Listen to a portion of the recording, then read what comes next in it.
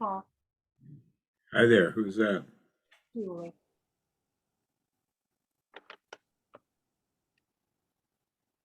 So what am I doing here? Hi. Hi, Nancy. Hello.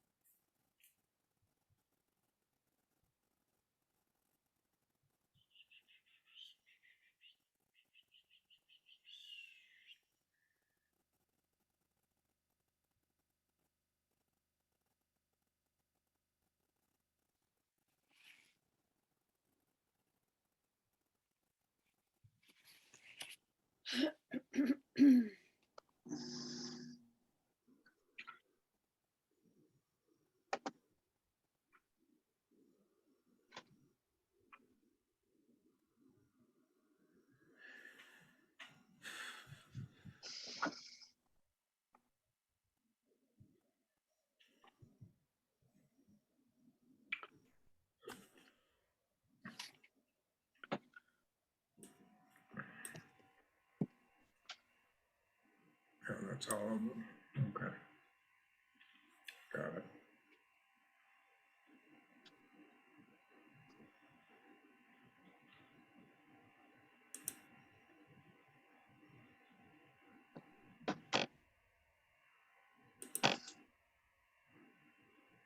Hi there, Dave. How you doing? Good. How are you? Not a lovely day. Yeah, it was quite spectacular.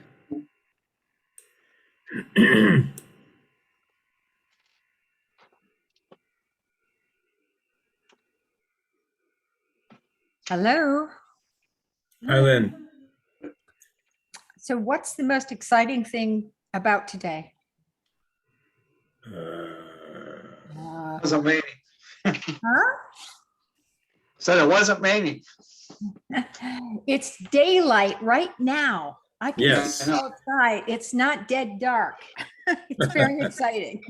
Yeah, I agree. We talk about that every night. So who have we got here? We have you, me, Dave, and Nancy from the committee side, and we have the faithful Julie Tarmy, and I don't know who is Shirley. Well, she's a member of the public, I would assume. Yeah. Don't know her. Anyway, Austin said that.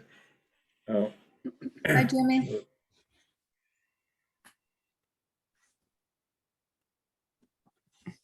I'm sorry, Paul. Austin said.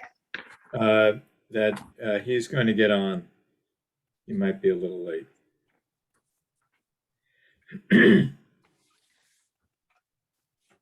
First over the phone. Do we have any minutes from last to review? No, I just got them on Thursday and I didn't have time to do them up, but I've got them all now. So I will do them this week and send them in advance so people can look them over and we can do it quickly next Monday. Good. Well, 1 minute to start time. Right.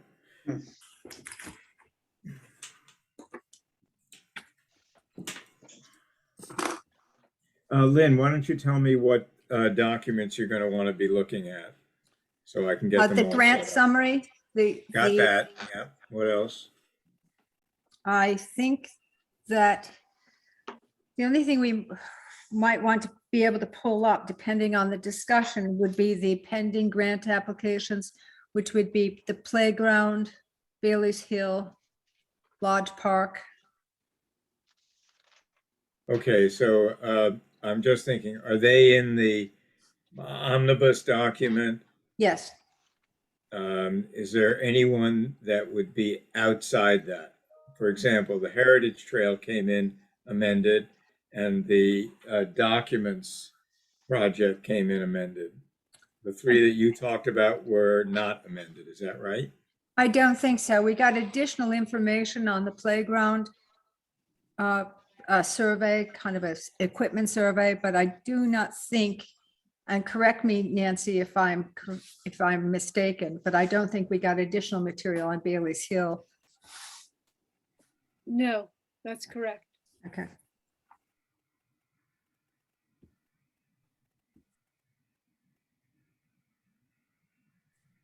Okay, it is 7:01.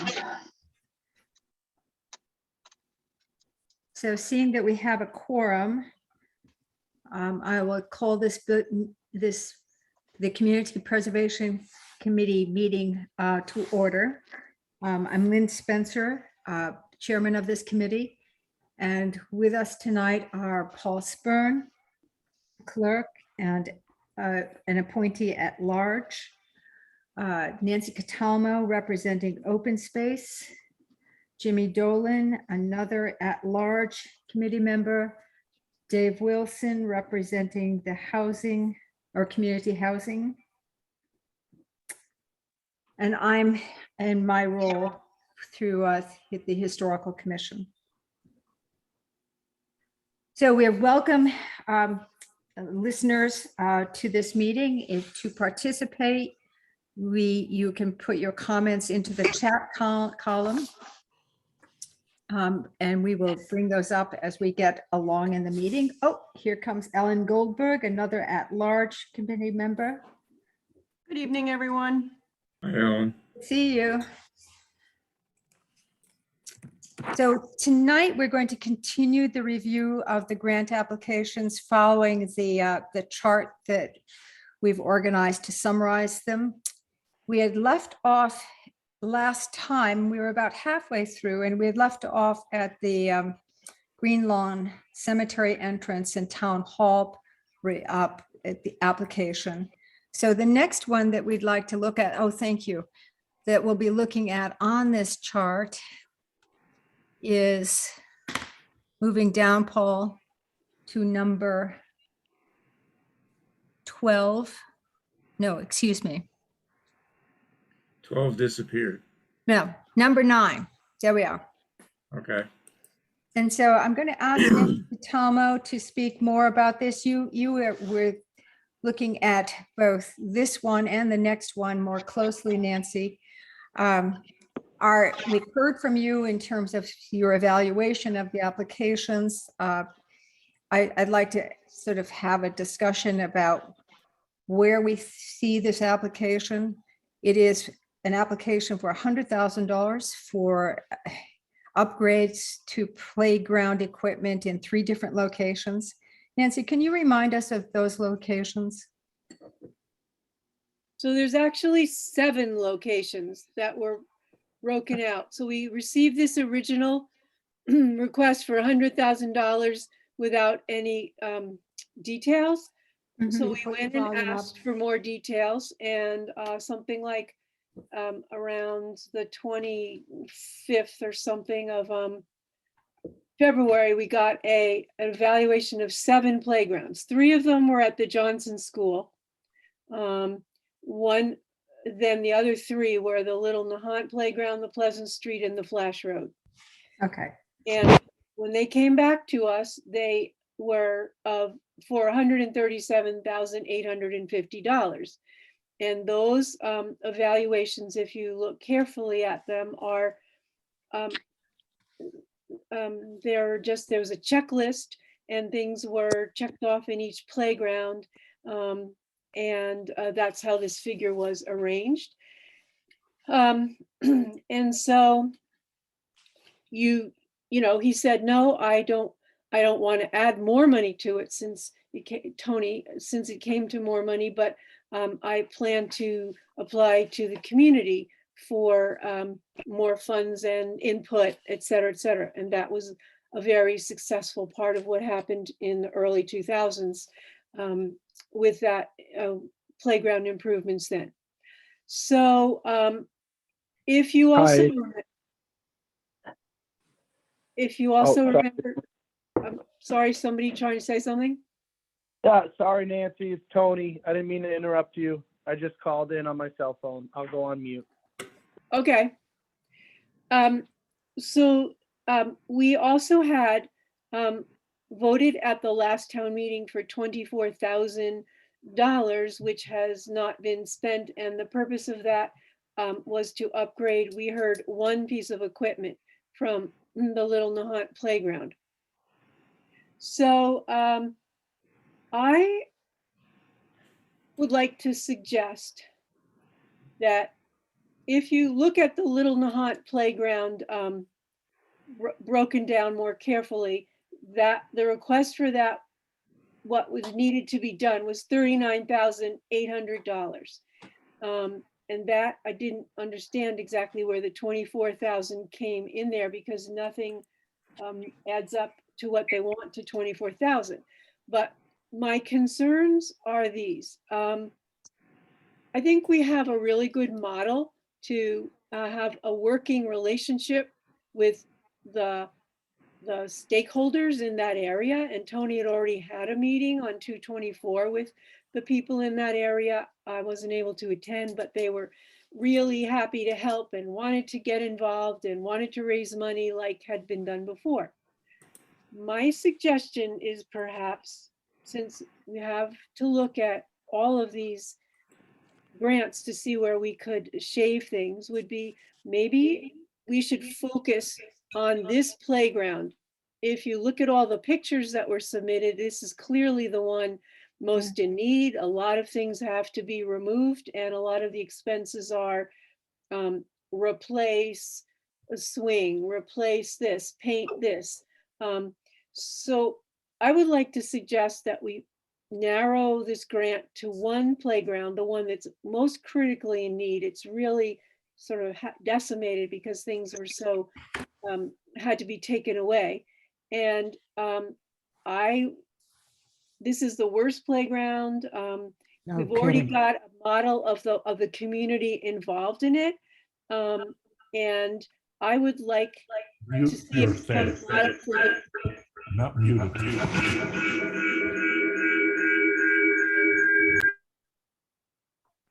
Thank I you. would like to see it be a model for the rest of the playgrounds where we have community involvement, and we also ask them what they would like.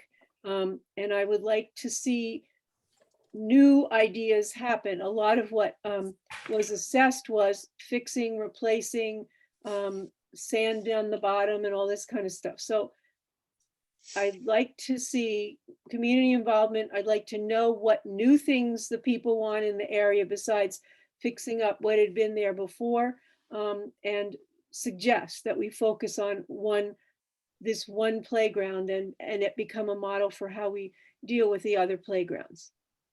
Mhm. So that's what I have concluded. Okay. Thank you, Nancy. Love to hear discussion amongst the committee about this concept. I have a quick question, or maybe a comment. I believe a few years ago, I don't know how many years, the town gave the DPW $20,000 to do some work down there. And as far as I know, the work hasn't been done. So I don't know, the place does need some work, obviously, because with all the storms and everything's rotted out, and it is the most important. I believe it's important because there are like little kids that go there all the time. The kids play basketball, and I agree with Nancy. I think we should just concentrate on this one this year and see what they come up with, and maybe get some other ideas for the other playgrounds. I'm sorry, I missed that. Nancy, could you tell me again which of the playgrounds you think deserves our focus? So we're talking about the Little Nahant Playground, the one at Short Beach. Right. There's no basketball there. So There you was and at one, David, there was at one time, I know. 'cause, yes, there was at one time, right. Yes, I just want to make sure you're talking about the same playground. yes. Okay, And that was well used when it was there, but with the previous storms that we've had, they had to take it out because right, the poles right. were all rotted, everything was rotted. Nancy, have you spoken with Tony about his assessment of priorities? Uh, sh- uh, can you tell us any more about any other opinions that have been voiced about this? Um, no, I haven't spoken to him about about the priority of the 7 playgrounds. Right, But I think that Dave also agrees that it's in the worst shape right now. So much has had to be removed because of the location of this place. Right. And there's the pictures that he submitted, there's hardly anything down there for kids to play with Yeah. at this point. right, right. So, yeah, I think it was clearly a priority, when we funded $24,000 worth of equipment a year ago. So to me, it's an interesting proposal, to have community involvement. And so the parents and the friends who have children who are playing there will have some input in what goes on. That seems to me a very good idea. The model that we had some years ago was along those same lines when Aaron DeGrande organized the Come Swing With Me group. And that was a community-based involvement that improved the playgrounds at Pleasant Street and Flash Road. And then we recently have had funding going into the Johnson School playgrounds. So it seems to me Little Nahant Road really, the Little Nahant playground really deserves attention. But I'd like to hear from a parent. And that's you, Jimmy. You had spoken before about playgrounds and your experience with them. Do you want to just join this conversation on this? Sure, happy to. I mean,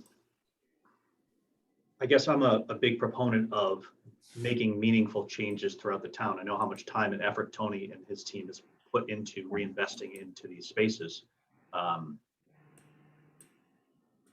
So I guess my opinion is, in fact, that,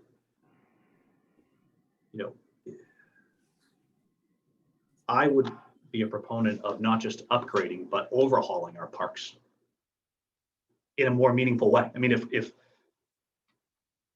possible.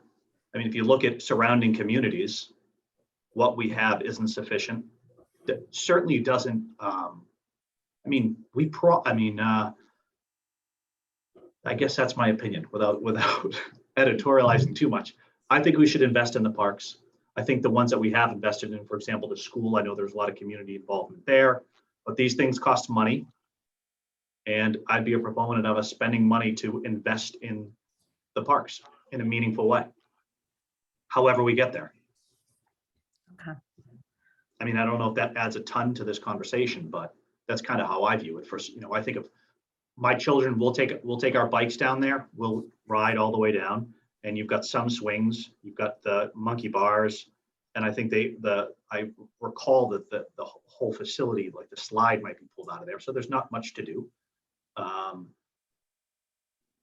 And there are a lot of families in Little Nahant too that I think would benefit from its improvement. So Nancy, could you just tell us how much was in the financial schedule? I think Paul's trying to bring it up, but how much was being asked for in addition to the prior grant? So the items added up to 39,800 for this playground alone.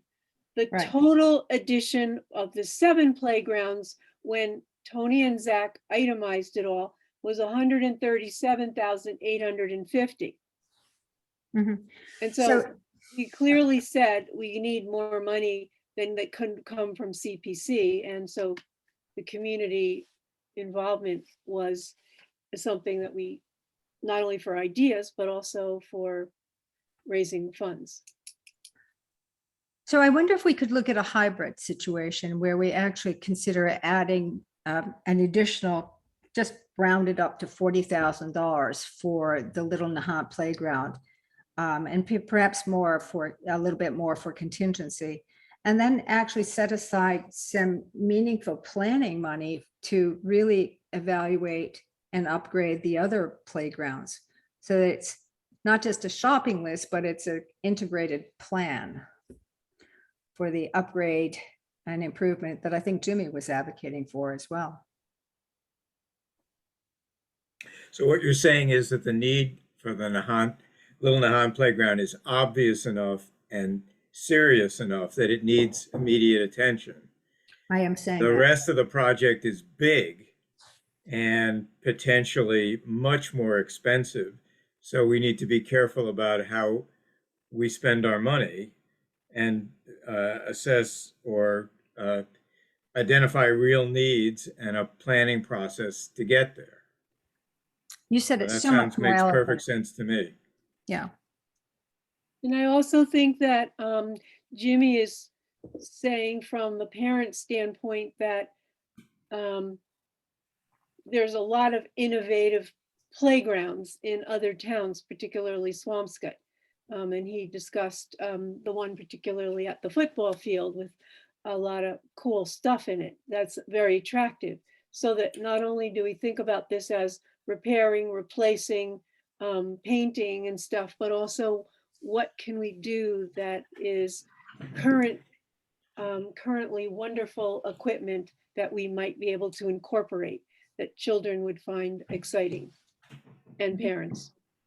Yeah, I mean, if I knew where we would get the money from, my recommendation would be to spend that money on these parks in a meaningful way to put Tony and Zach in a position to, provide the community with parks that are standard to our surrounding communities. But I don't know where you get the dough for that.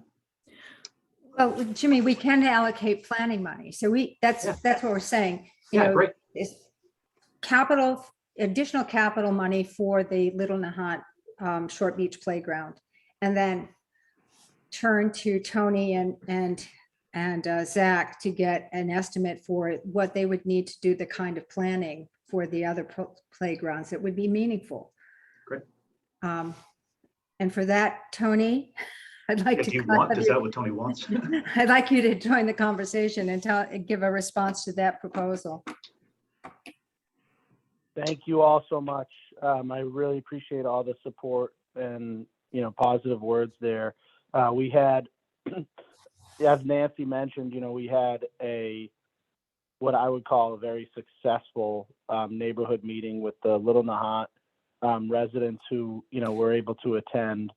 They got to speak directly with our playground consultant, and we were able to say to them, this is how much money we have for this piece of equipment.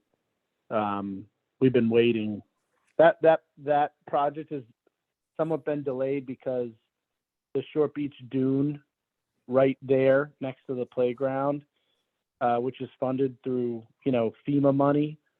We've been going through a design and permitting process, and we just felt like it didn't make sense to install new equipment and a surface before doing that dune project. God forbid we had another storm and it just washed it away. So we explained that to them as to the delay, but now we have an order of conditions. We have it permitted. We're soon to be doing the dune in that corner of the beach. So this meeting was to say, why don't let's order the equipment now, because everything is delayed.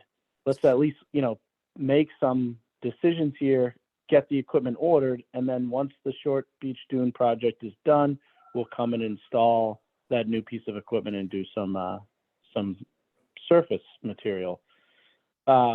Very positively received by the residents. They were so excited. Immediately, people were saying, we'd like to do more. We'd like, what about this? Can we do this and can we do that? We say, well, there's two limitations. It's, you need a certain amount of space by code. Every piece of equipment comes with like a fall zone that can't overlap with another piece of equipment. So you're limited by space and we're limited by budget. And they said, and it's just a natural progression of conversation where they say, well, what if we raised another 5 or 10 grand? Even given our space limitations, if we were to get another 5 or 10 grand, then what type of equipment could we put in that area? So the model, I think, is, bringing funding to the table, kind of, the town taking the first step, and then the residents are like, we'd like to do more. And then they're willing to kind of maybe do some fundraising on their own and effort that way. So I think that's what's going to be so successful there. I've already received multiple emails from residents saying, what about this? Or, thank you for the meeting. I'm already working on my neighbors to raise some money. So we already have like a follow-up call to do with them. Okay. So the model is Yeah. perfect. That's definitely the most needed playground. I think that, originally our ask wasn't to just like get more money for Little Nahant Playground. Certainly, any additional amount would be appreciated by them. And I think that they're going to pitch in as well. And then for the future, I think a similar type of model, and we could do it by, playground by playground, year by year. Our thought was if we were, that's why we put in for 100 and we said, let's say we divided this up for a 20 to 25 grand or something like that for each playground. Because the Johnson School ones are in pretty good shape. They're probably in the best shape out of all of them. So Okay. the other ones, we would go to the public and say, this, you kind of follow that same model. And I think it gets people involved when the town takes the first step. So we certainly agree with you on that, Tony. So I think that the question is, let's settle on a budget number for adding to the Little Nahant Playground in a capital sense. And then I'd like to have you come back to us. If you could give us a planning number right now, we'd love to have it. But you can come back to us, in the next few days with what you would want to see as a planning number for the other two playgrounds. When you say planning number, do you mean like cost for the consultant? Yes, exactly. Exactly. And the cost of the consultant for this, along with the schedule for the meetings with stakeholders. So that we would Okay. then receive next year your capital, your recommendations for those playgrounds. Okay, I could definitely get that in the next couple Okay. days. Great. So Nancy, let's just go back to this one. Let's put down a placeholder number of $40,000 to add to, I'm proposing that, that we add to the Little Nahant Playground. And let's just, Paul, if you could imagine, Yeah. you could have two numbers there.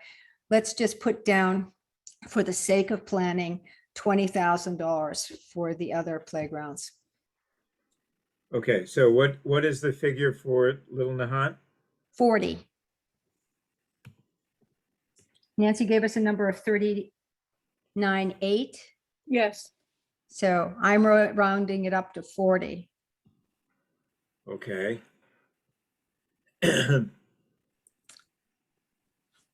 And the reason why I'm going to push along on this, because we have a large group of people who are very anxious to talk about 9 Little Nahant Road. So I'd like to bring that up next. If you can bear with me, Nancy, I know you have another article to expound on, but let's actually move on.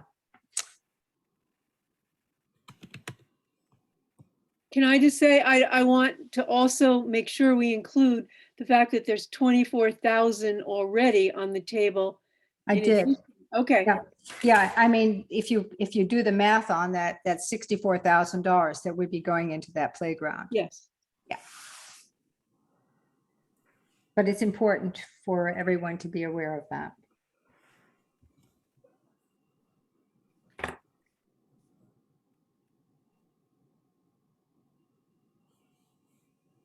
Okay, now I'd like to actually go back, if you will, in our schedule, Paul, to item number 5, Okay. which is the town has proposed the purchase of 9 Little Nahant Road. They have withdrawn, they have modified their application to have the CPA category be historic preservation and open space / recreation. They've withdrawn the part of the application dealing with community housing. So folks, this is a property that has a troubled history. The owners have passed away. It has been basically occupied. I should just say casually in the last couple of years. You've heard, we are aware that some $400,000 is owed in back taxes. That is something that is incurred under a state law that allows that to happen for indigent elderly people. The idea is when the property is sold, the money would be collected from the sales and reimbursed to the town. But somewhere along the way, Tony explained to us the property mortgage was turned over to HUD. I think it was a MetLife mortgage that somehow fell into HUD's jurisdiction. HUD has proposed to sell the property at auction. That auction a date was set, but then it was postponed. Tony, I'll ask you, have you got any further information on the status of that possible auction? They have not given us a new date. Yeah. The last that they told us is that they're trying to get the house appraised Okay. prior to setting the auction. Mhm. Okay. So I don't know if Austin is on as yet, but I had the opportunity along with Austin and Dave to tour the property probably Dave, when was it? About a month ago? Yeah, about a month ago. About a month ago. It was interesting to me that Austin, in his capacity with the fire department, has been in the building on multiple occasions. But his comment to me was that it had deteriorated quite markedly since his last visit, which was approximately 3 years ago.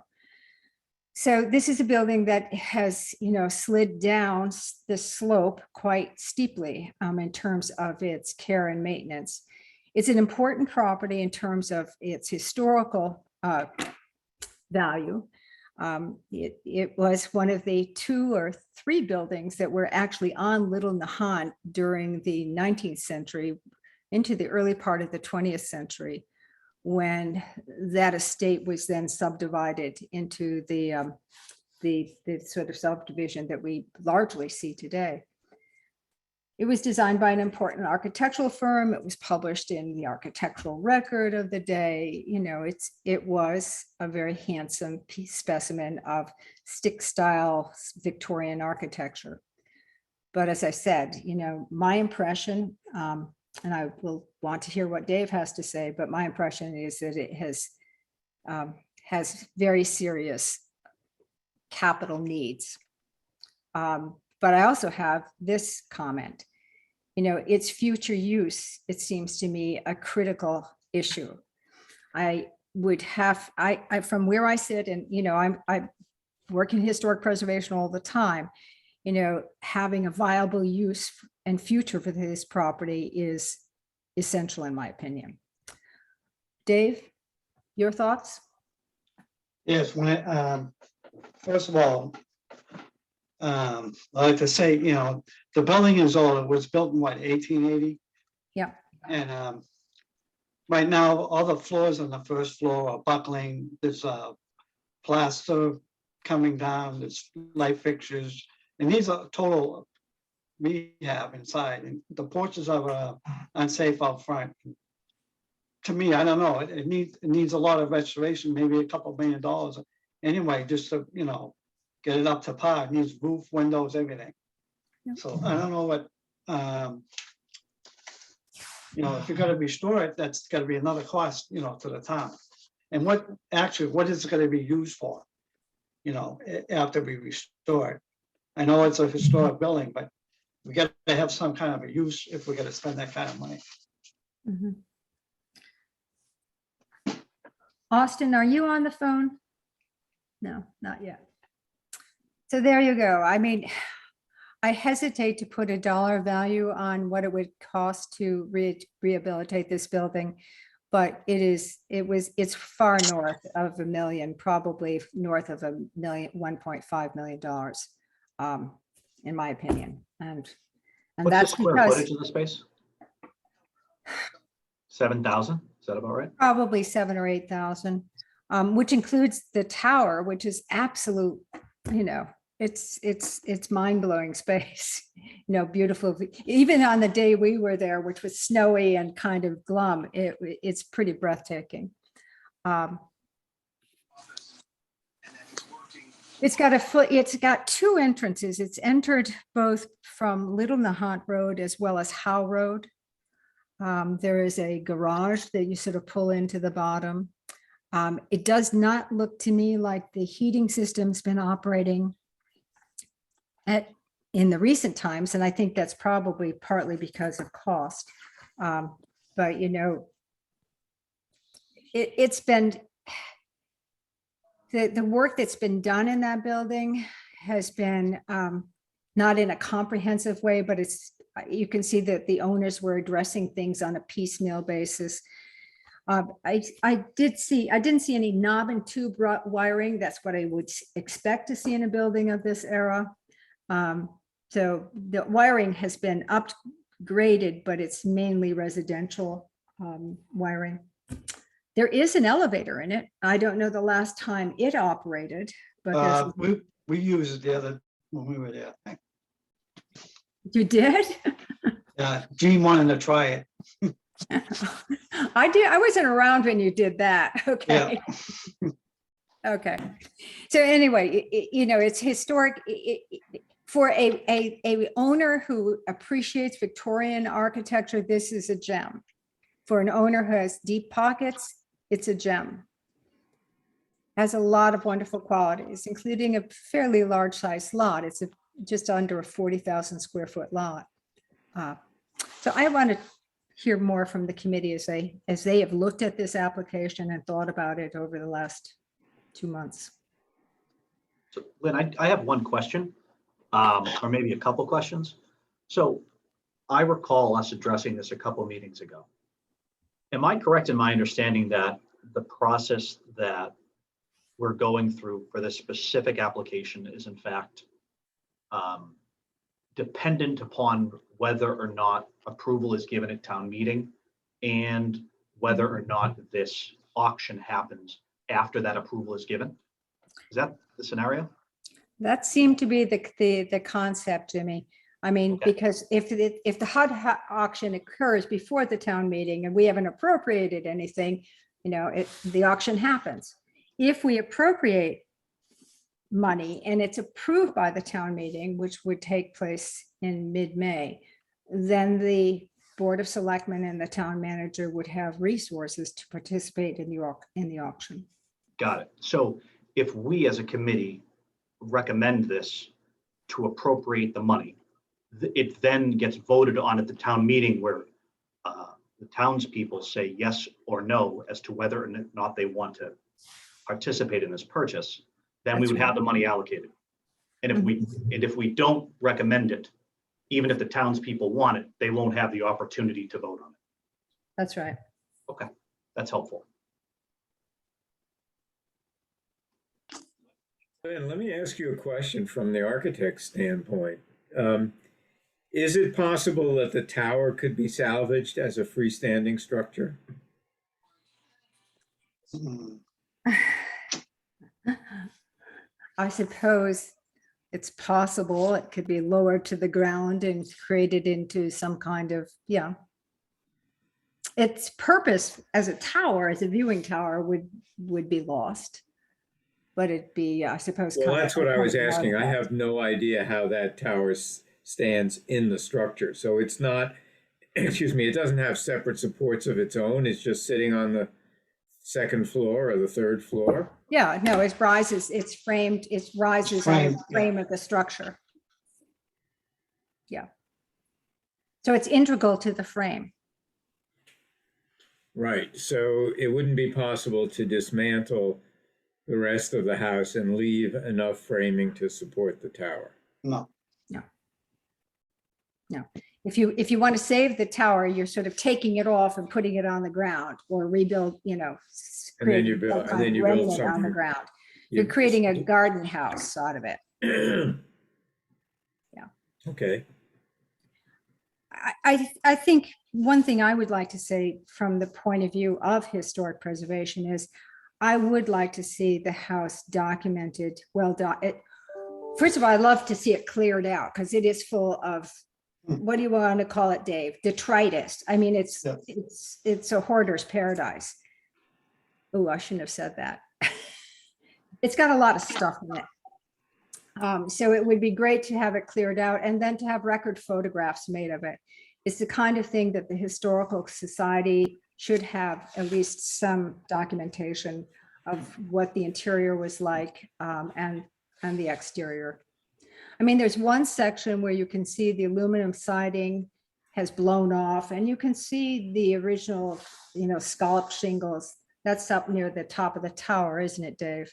yeah, yes, it is. So, it's very likely, and when we've worked on buildings in the past, such as our life-saving station, where we took off, the siding, we found that the shingles underneath were in acceptable condition. The trim had been knocked off, but the shingles were there.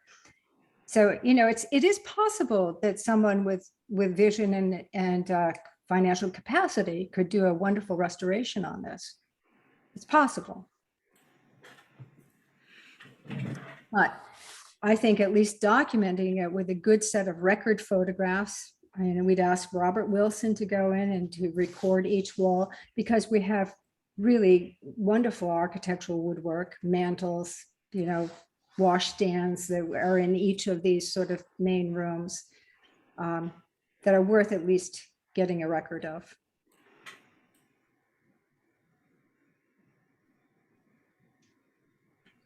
Ellen, you have that quizzical, thoughtful look on your face.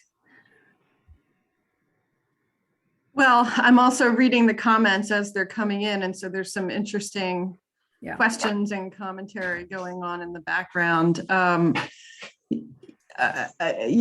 I actually haven't had the opportunity to go and see it. It just sounds wonderful, even given all of its current troubles. It sounds like I agree with you that no matter what happens, we should document it properly before we can't document it. Right.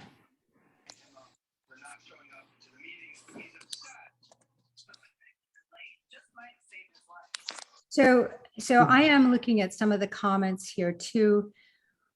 One is, how could acquiring this property be fiscally responsible in any way? It would take at least $1 million to acquire, probably $2 million to rehab, and then the town would forego the $400,000 in property taxes that are still owed. On the other side, somebody says, why can't a person that wants to live in this beautiful structure, which needs some TLC and its historical, I'm going to say appreciates its historical value, buy it to live in it? And they could. The point is that when this goes up to public auction, anyone can bid on it. Anyone. Oh, Austin, very glad to see you.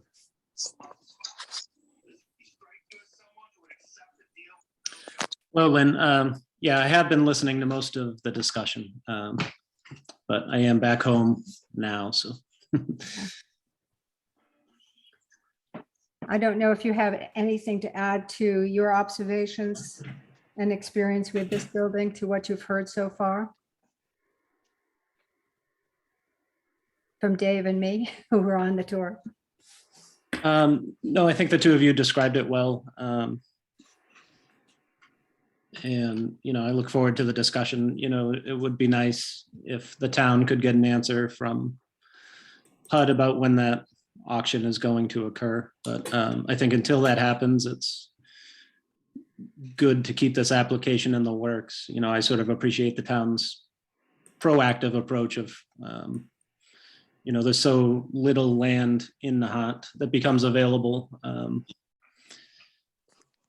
lot of this size. So, I think there is potential there for the town if it has an opportunity to acquire this, particularly for open space. I'm a little less sold on the town restoring it, unless there is a very good use and purpose for that. Mhm. So that's interesting. So I suppose one way of thinking about this is if the town were to acquire it for open space, how much would we be willing to invest in that acquisition?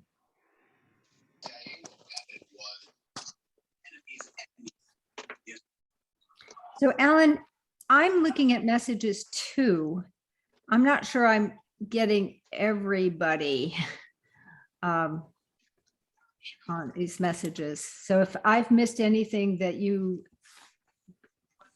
also see, would you let me know? Yep, there's a question about why the auction was stopped. Would it require a supermajority? And then there's a new one here about HUD stipulations, which I'm reading now. Okay. Tony, if you're still on, would you like to say why the auction was stopped? They never gave us a reason other than suddenly needing to appraise the property.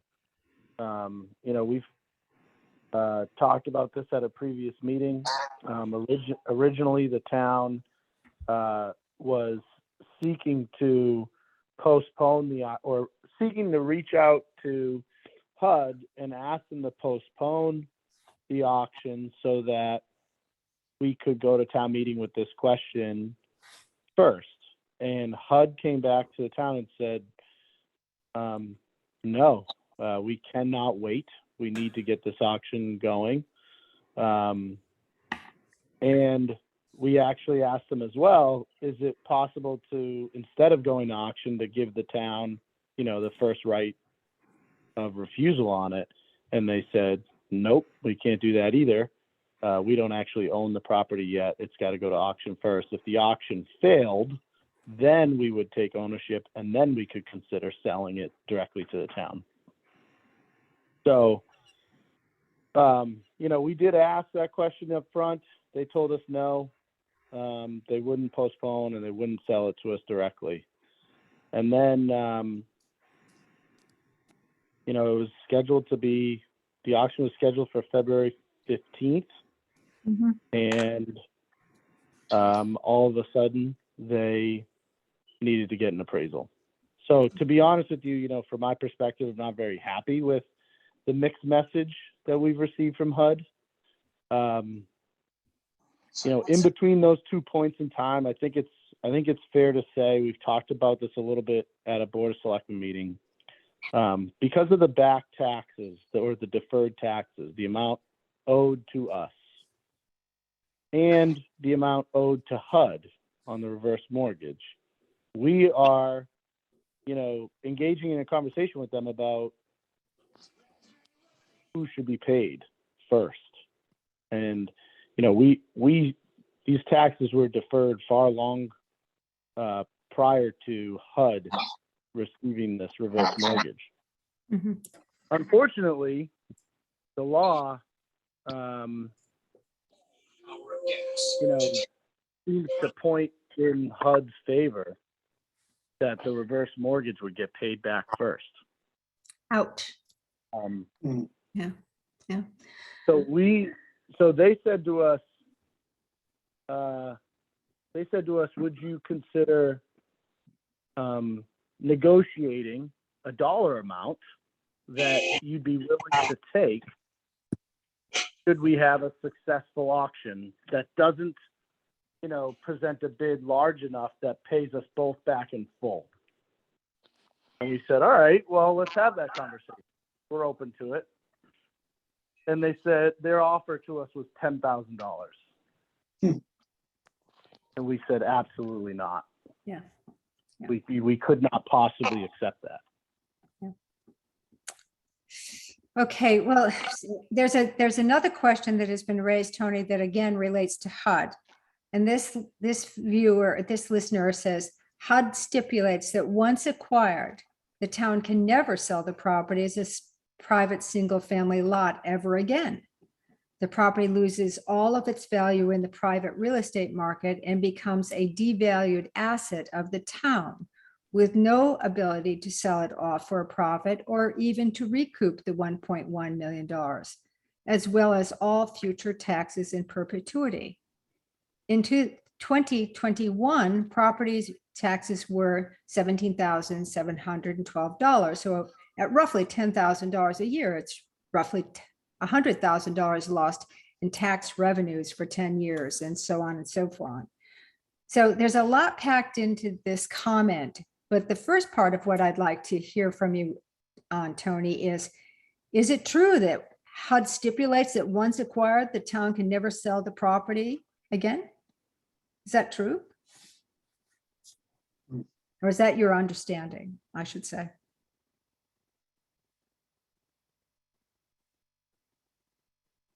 Tony, did I lose you just at a critical moment? Can you hear me now? Yeah. Yes, I can.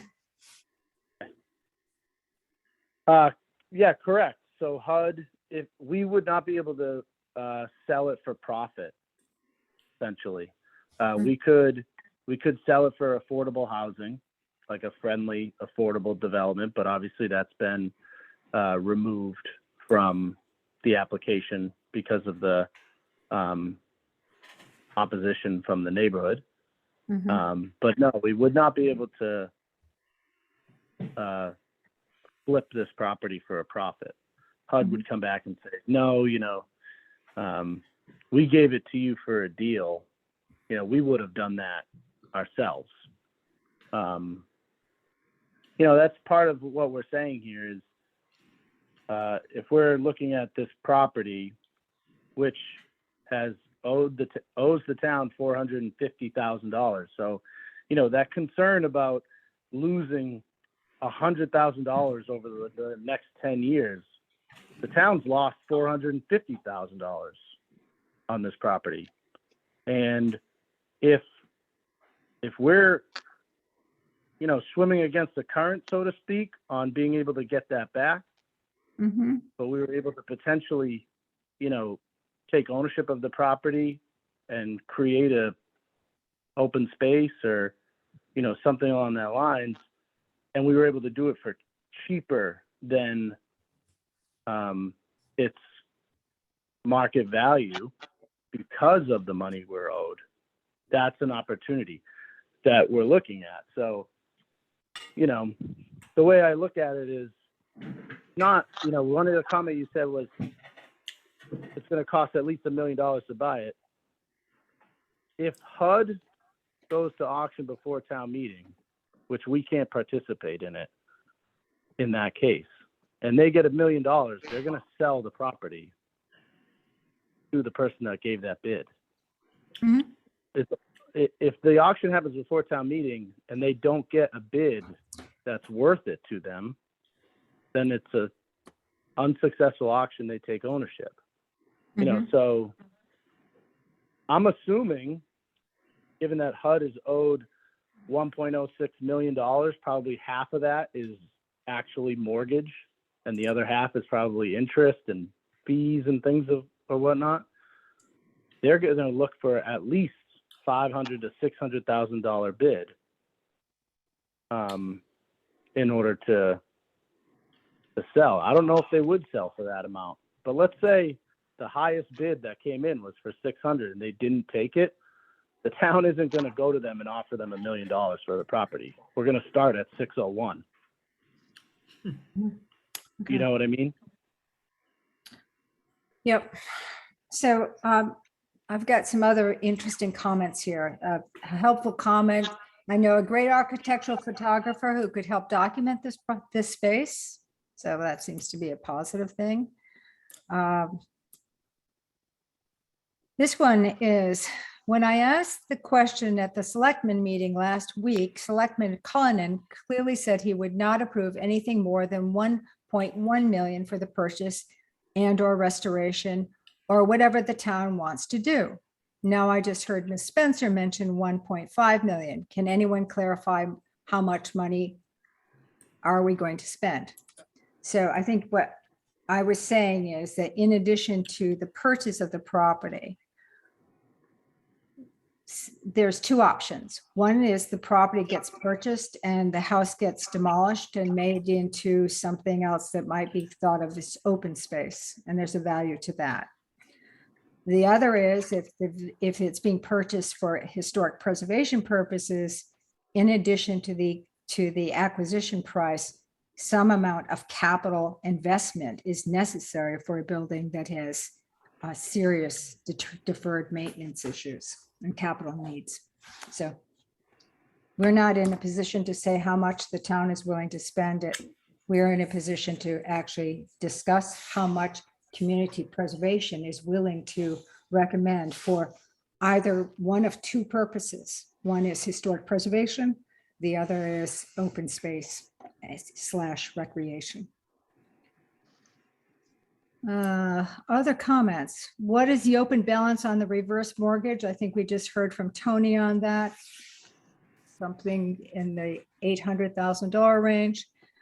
Doesn't the tax lien stay with the property? Wouldn't any permits for new work by new owner require the tax lien to be cleared and paid prior to awarding these permits? Ooh, another naughty question for you, Tony. Unfortunately, no, it stays with the estate. It is with the estate. So it would not, where this isn't unpaid taxes, this is deferred taxes, falls under a different section of law and therefore would not transfer to the new owner. Yeah, okay. Thank you. I think you've heard that, you've said that before, but it's good to be reminded.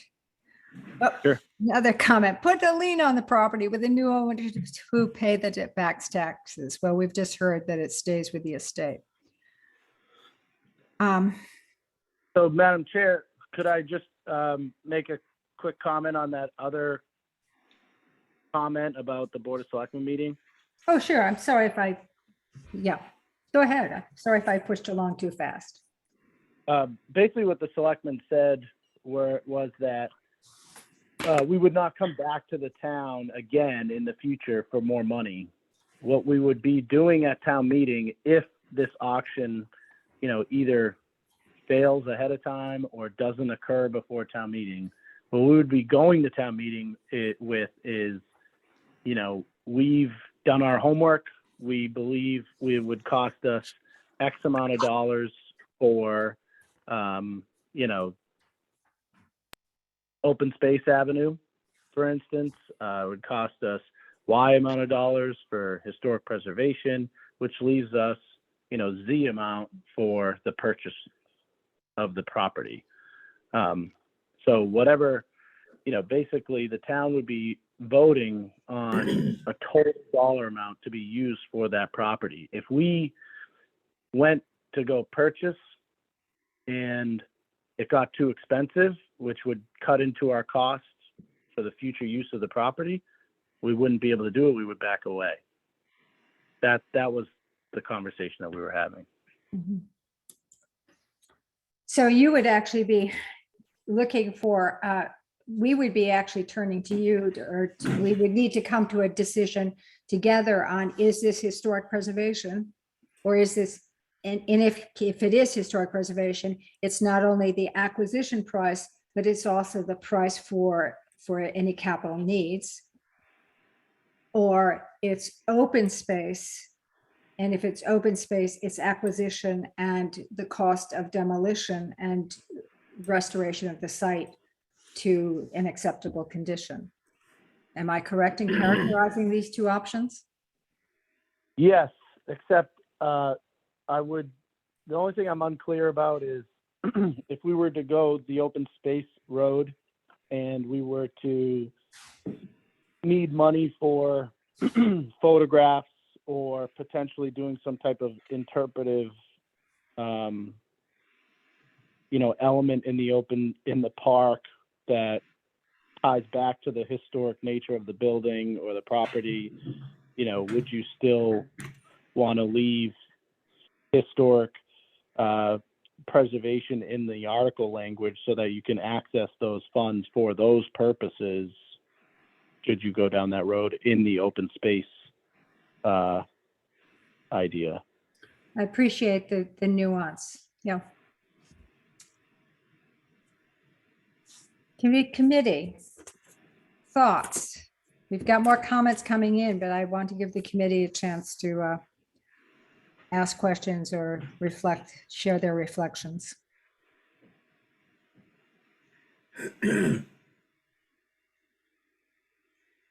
Lynn, is it true that if this auction were to be held next week and a unfriendly developer gave enough for HUD to accept their bid, that they could take this property, demolish the building, and build a 10-story apartment house on that site?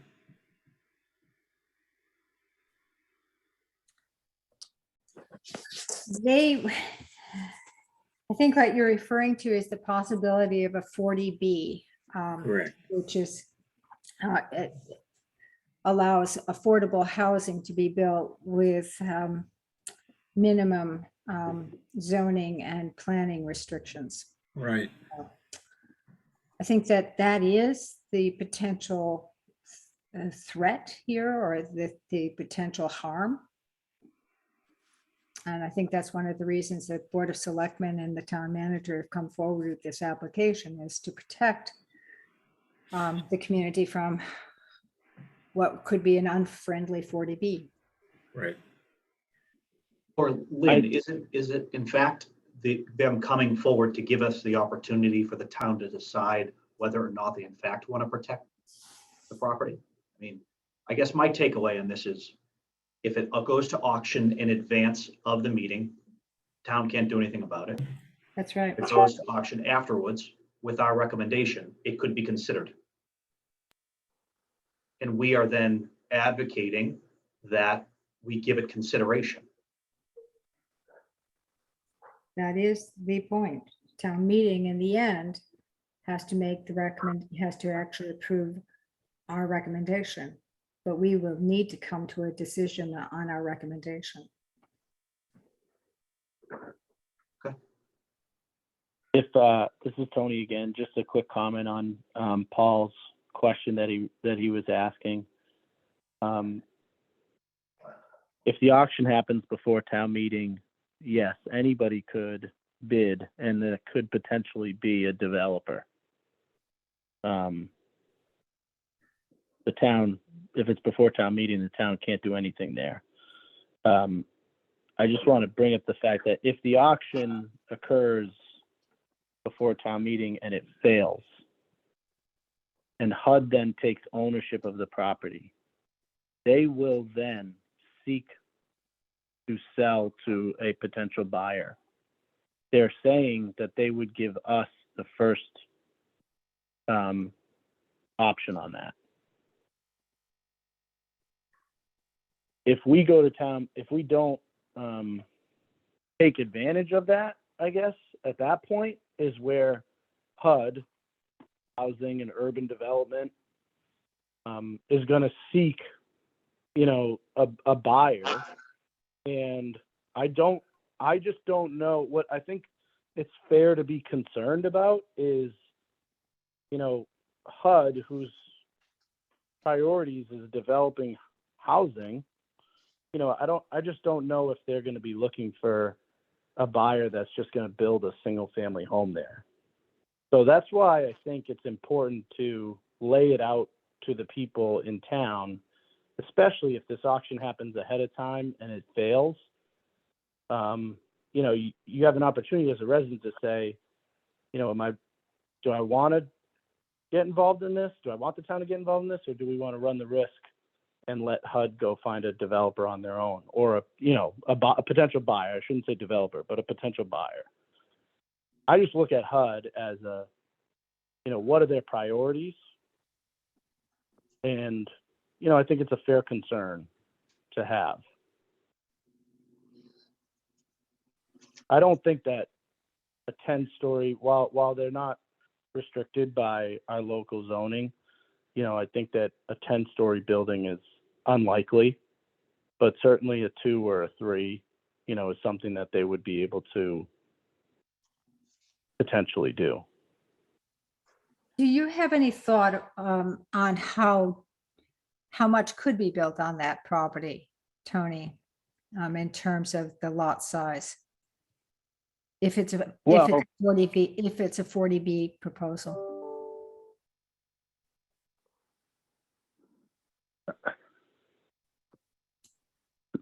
No, I don't.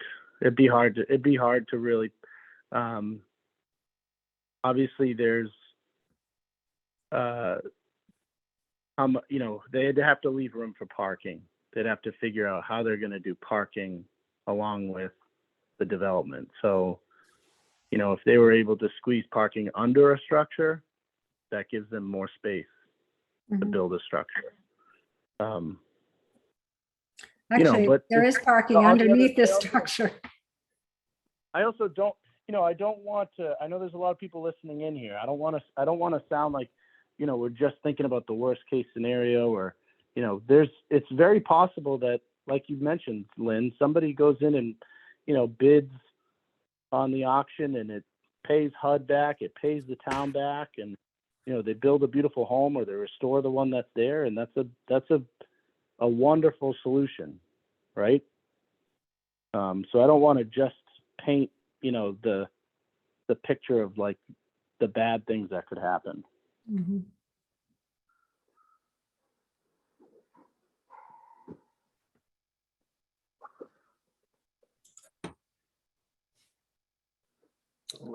Here's an interesting comment. Little Nahant doesn't need any open space. The property at 9 Little Nahant Road is a money pit, which would require a huge investment to restore it to its former glory, which isn't a wise use of funds, given other needs that other areas the town needs. Cut the losses and move forward. There's a lot of neighborhood opposition for the town to acquire the property, or a 40B being placed in an already congested section of Nahant. I'm sorry, I think that my words were interrupted. Did the committee hear the last thing I just said? Yeah, okay. Yep. So I guess part of the question would be, if a 40B is a possibility, how dense and how dense a development could take place on that site, and what would be the potential impacts on the neighborhood? That would be an important consideration, it seems to me. It's just about 40,000. Is it just about an acre lot, just under 40,000 square feet?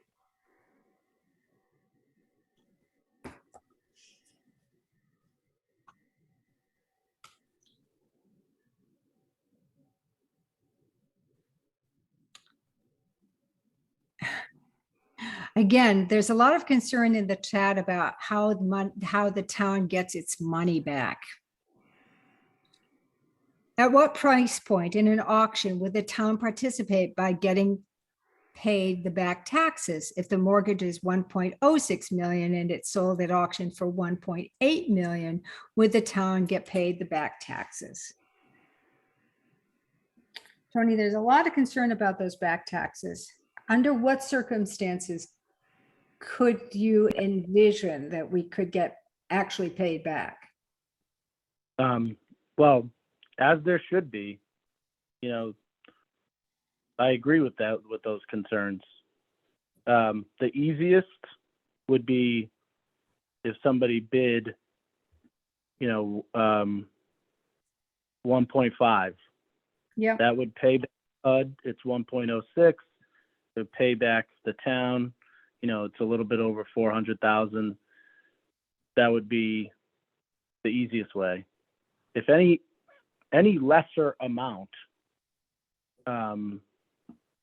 we are,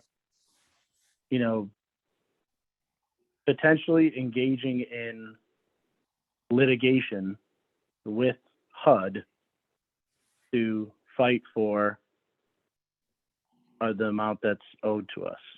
mhm. And Tony, would we be fighting or would we be litigating with the estate or would we with HUD?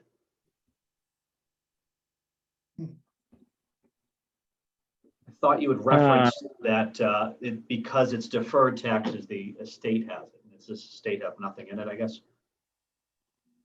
If I think we would start with HUD, and then, through that process, it might put us towards the estate. Certainly, if the if the auction is a failure and then HUD takes ownership of the property and then we don't get involved and they sell it to somebody, then it's definitely going after HUD. We're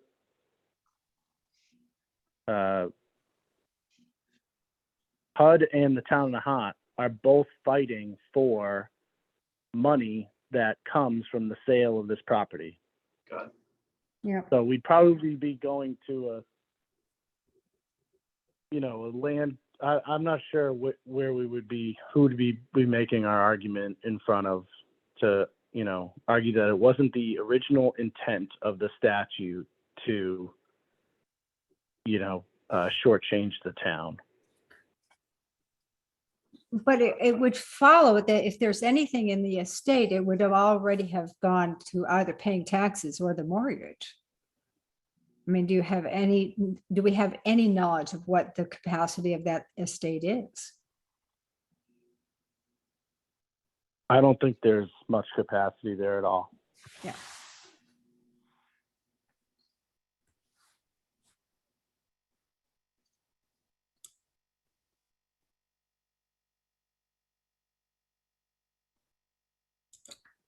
Here's a question here from a listener. Is there an interest rate on these CPC grants? If so, what is the rate?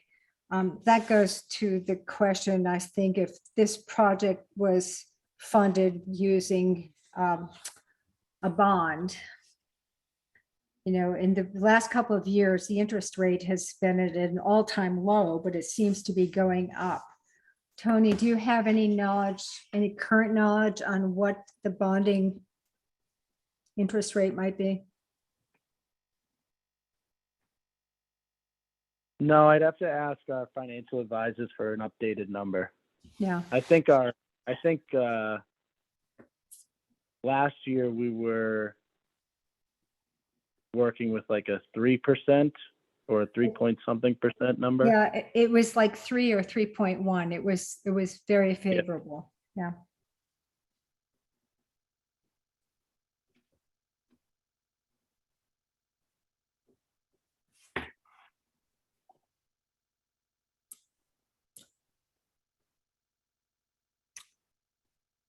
A comment from a listener that 40B is debatable and the town should not be using these scare tactics.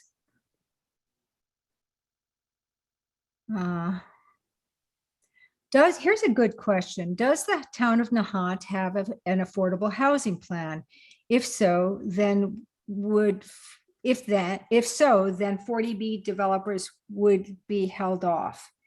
So interestingly enough, one of the applications that we are reviewing now is an application to assist the town with the planning money to develop an affordable housing plan.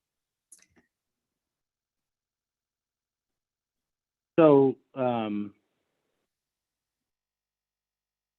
one, the threat of an unfriendly 40B development is 100% real. There in no way is this a scare tactic. I would love to understand what we are, what the town is potentially trying, what would the effort be to create a fake scare tactic on this? This isn't, this property in this situation is not a favorable one for the town. So we are very much looking at and being very open and clear about what the situation is and what the risks are and what the costs are, and very much like presenting this as a question to the residents by coming to town meeting and voting yes or no, deciding the future of this property.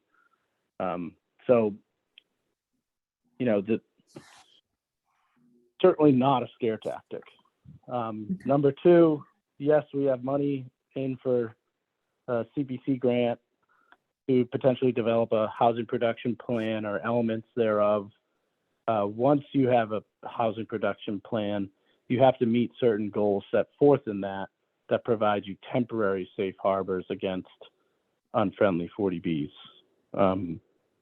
But currently the town is not in that position. Yeah, that's a very strong reason why we want to get that housing production plan. So Lynn, I have a question. Is this, this being my first year, is now the opportunity where we would express our opinions as to whether or not we would make a recommendation here?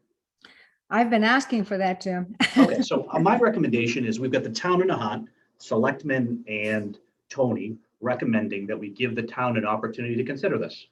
We've got people obviously have an opinion. I have opinions. I think we should include the town in considering this proposal. And it'd be my recommendation that we allocate the money to ensure that we give the town an opportunity to voice their opinion.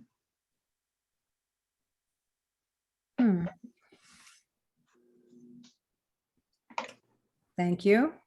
You're welcome. Lynn, I So- agree with Jimmy on that. And could I ask you how much money you're willing to actually recommend that we put forward? Because we have to, our articles, our recommendations have to be in the form of articles that actually allocate spending amounts, either direct or by bonding. I suspect it might be bonding in this situation that would give the town administration the capacity to act on this when it comes up at auction. So how much would that be? So if they're asking for 1.1, I'm sure they may have considered how that they'll get that money, whether it's through bonding or there are other options, but I would defer to their recommendation that and their request at 1.1. So I'd make a recommendation that we consider 1.1 as our recommendation and allow the town to consider that. Okay. So one thing I'd like to just offer, because I think I hear your point on this. I'd like to just offer that if it's 1.1, that's the minimum amount that is owed to HUD. I mean, I guess they're owed $1.06 million. So if we want to give the town administration the capacity to reach higher in a way that would also pay ourselves back. Now, I realize it's using our money to pay ourselves back, but I think that that's going to be one of the things that comes up or should come up in the discussion. And in that case, it would be $1.5 million. So we either give HUD what they want and we don't get anything, or we actually pay ourselves back with money that we get at least some state match on. In fact, a pretty good state match on. That's an interesting plan. So it's 50 cents on the dollar. Interesting. An interesting plan. But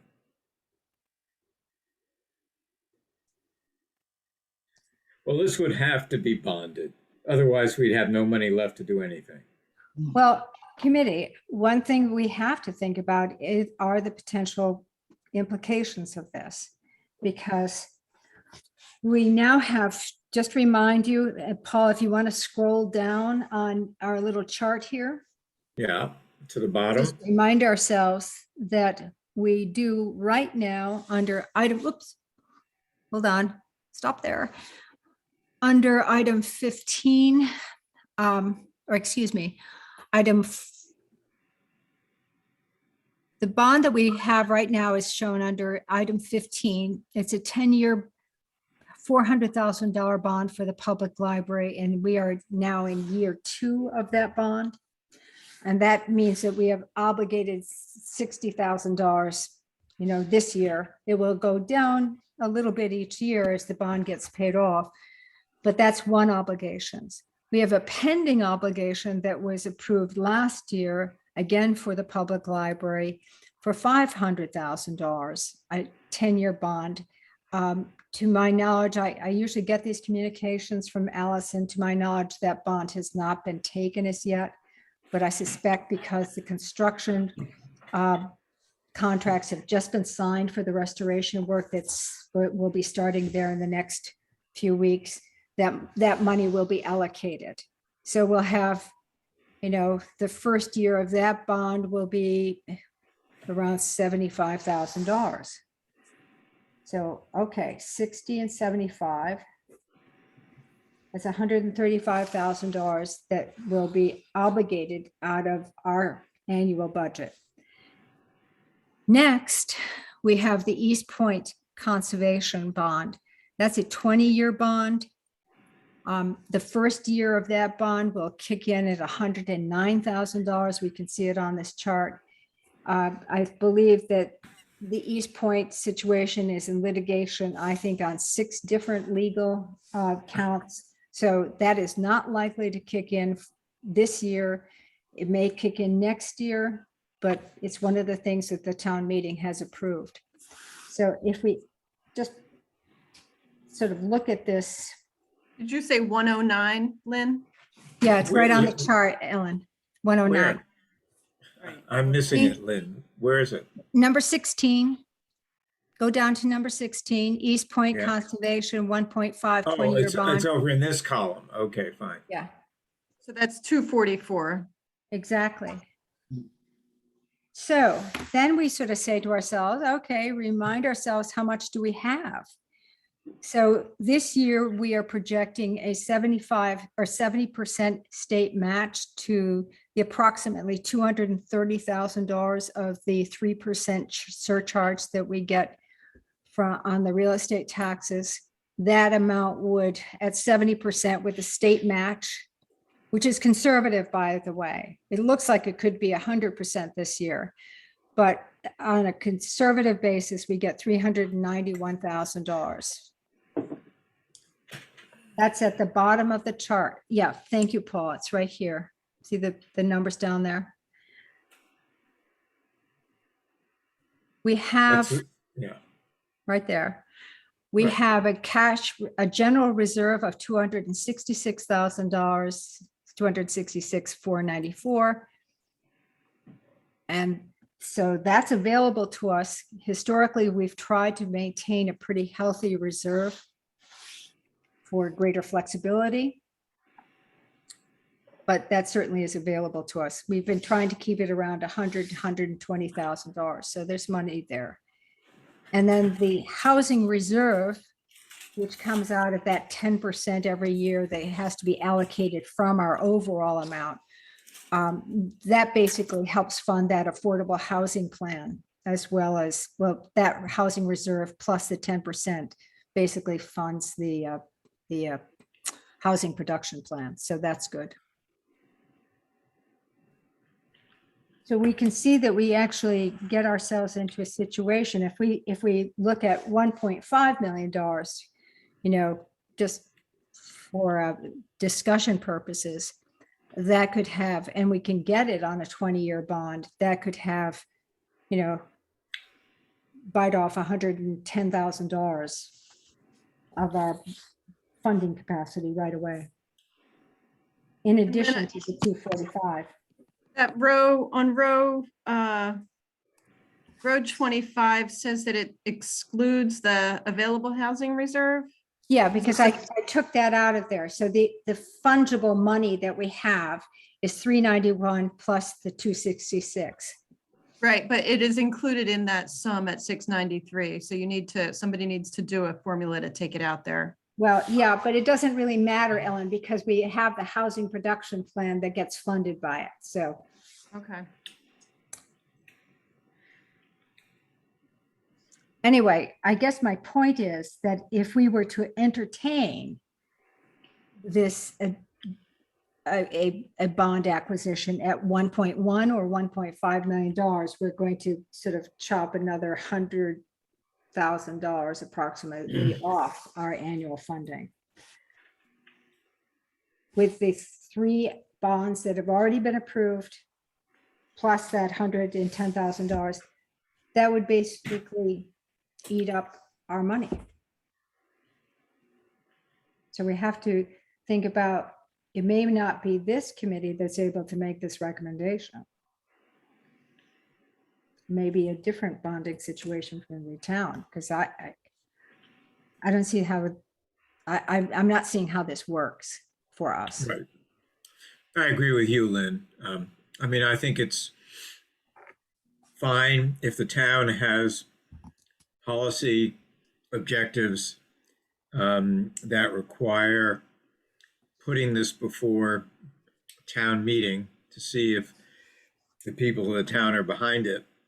But I think that for us to do it would be to decimate the capacity that we have to do many, many other things in many different areas of the community. So I am not sympathetic. But I appreciate what Jimmy has said. I think that, you know, this is a it's a watershed issue in some ways. I just don't know if we really have the ability to, and the flexibility to actually participate in anything other than, you know, a less than $1.1 million way. I mean, if this lot, if this is a buildable lot, maybe it's 2 buildable lots, you know, is it worth $600,000? If it's 2 buildable lots, it's probably worth at a minimum 800 grand, and that's probably the low end. It could be worth $1 million. 500 a lot for land is pretty reasonable, especially there. So there we go, back up to that $1 million. But do you have 400 grand that seems to have a $400,000 variable here that seems to be unknown from what I'm hearing. Yeah. Well, I do have a motion with a second on it. And I think it was for 1.1 million. So let's continue the discussion.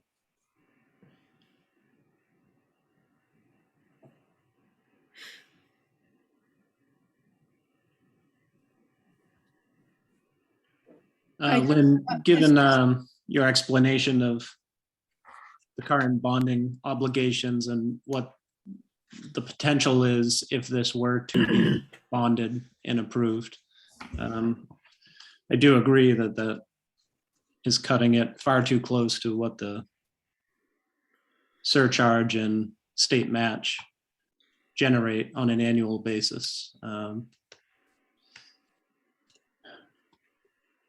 You know, I don't think I'd be comfortable going above what the town had asked for. And I'm not even sure after that discussion and you laying out those numbers that that I would actually be in favor of bonding that amount. I think it is too close to too close of an obligation if that passes to the capacity of this act.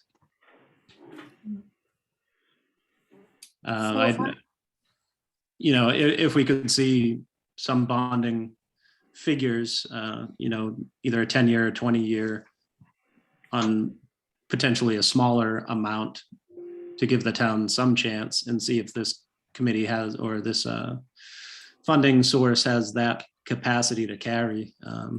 I'd be interested in looking at that so we could discuss it. But I'm not sure about supporting this based on the information you just gave. Tony, has the town actually thought about looking at this outside of community preservation? You know, you understand our financial capacity, I believe. Has that discussion taken place at the Board of Selectmen level?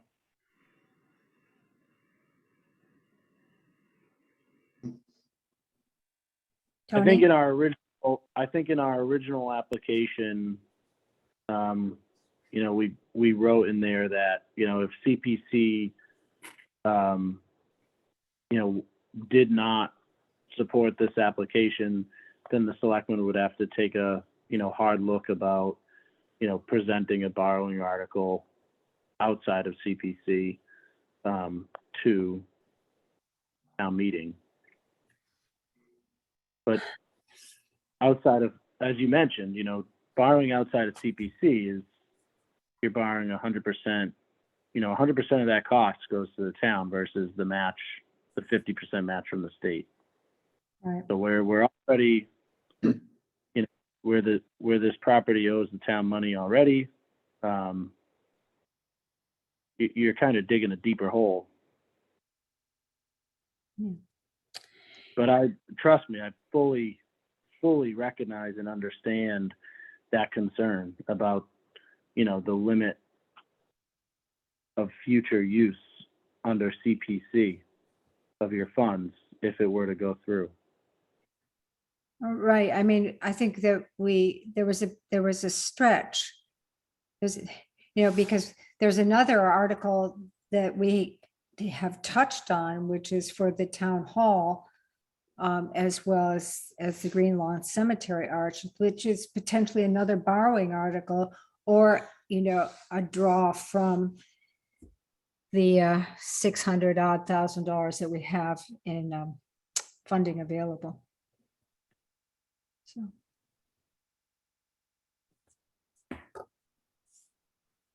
I guess this is Nancy. I appreciate why this is being brought up and how important it is that we consider it. But then on the other side, I feel the restraints of the money that we have, and the more and more we seem to be bonding and tying up in those funds for these big projects, like, you know, the library and the town hall and all this, really restricts the use of other kinds of things that we would like to consider as a community preservation. And the more we put into these big items, we just restrict the smaller things that also have needs in the town. Yeah, I mean, community preservation has been a major funding source, basically taking care of capital needs on the town's historic buildings, as well as supporting recreation and open space. That we've had really significant investments in those categories over the years. We've had less of an investment in community housing, and we hope that that will be addressed more effectively with the housing production plan that is now being considered for funding. But, it does make it tough to be flexible on this. I mean, even if we say the East Point article isn't likely to be taken for 2 or 3 years, as that whole sort of process winds along, it's still potentially, if we were to do $1.1 million for this, it still would potentially take up, you know, about 75% of the funding we have available. But having said that, it's an important issue. And, you know, I think in some ways, we need to have further discussion with the Board of Selectmen and the town manager about other funding possibilities. You know, maybe it's a combination of some community preservation money being allocated towards this potentially, rather than the whole $1.1 million.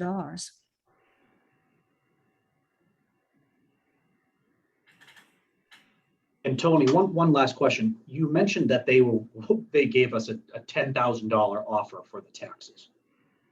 And so there's clearly some negotiation, but they're unwilling to negotiate a sale outside of the auction, correct? They can't. They can't. They're not allowed to. By law, they have to go. It has to go to auction first. Okay, thanks. And just remind us, Jimmy's just raised that point. If it fails at auction, remind us again of then what happens. Then HUD takes ownership of the property and then can sell directly to anybody.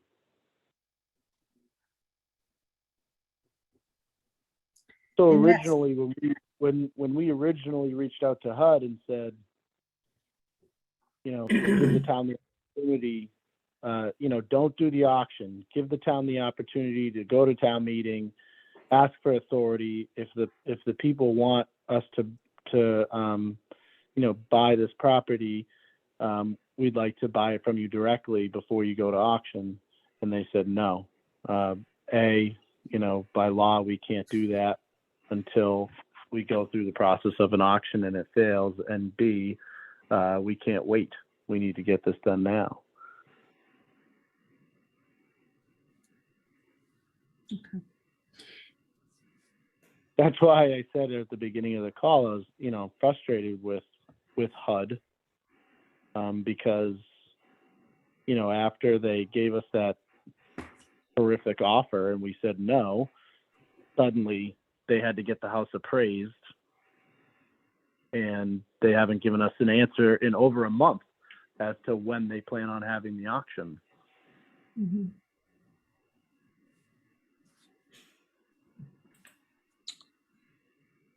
All right. I'm just scanning some of these other comments to see if we've got anything.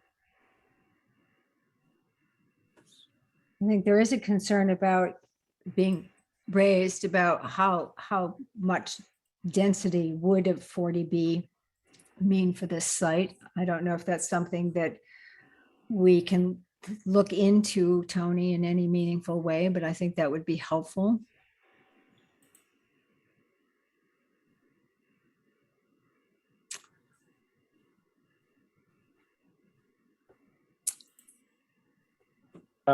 I don't know how we would go about doing that, and I'd be cautious about, making this a full-on argument about, protecting the town from an unfriendly 40B development. Mhm. The property owes the town money, has historic value in a part of town that has no open space. Something that we've heard from the folks in Little Nahant about forever. It's always been talk about the lack of open space in Little Nahant.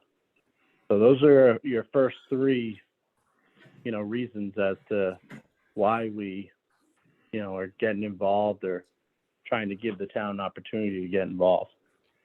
Yeah. The 40B element, that's why I say, using it as a scare tactic is really an unfair comment because it's not what we're doing here. We're just, it's possible. It's out there. It's something that could happen. But it's not our number one, issue here. Mhm. The property owes us money and it's historical and there's no open space in that area of town. Thank you. Committee, more comments? Discussion of this motion? Oh, I think the motion had a second withdrawn. So I'm not sure it's still a motion on the floor, but it certainly is. We can continue the discussion.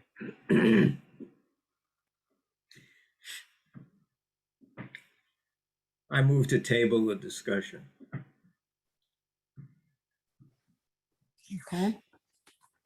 Because I don't know that we're digging ourselves out of this.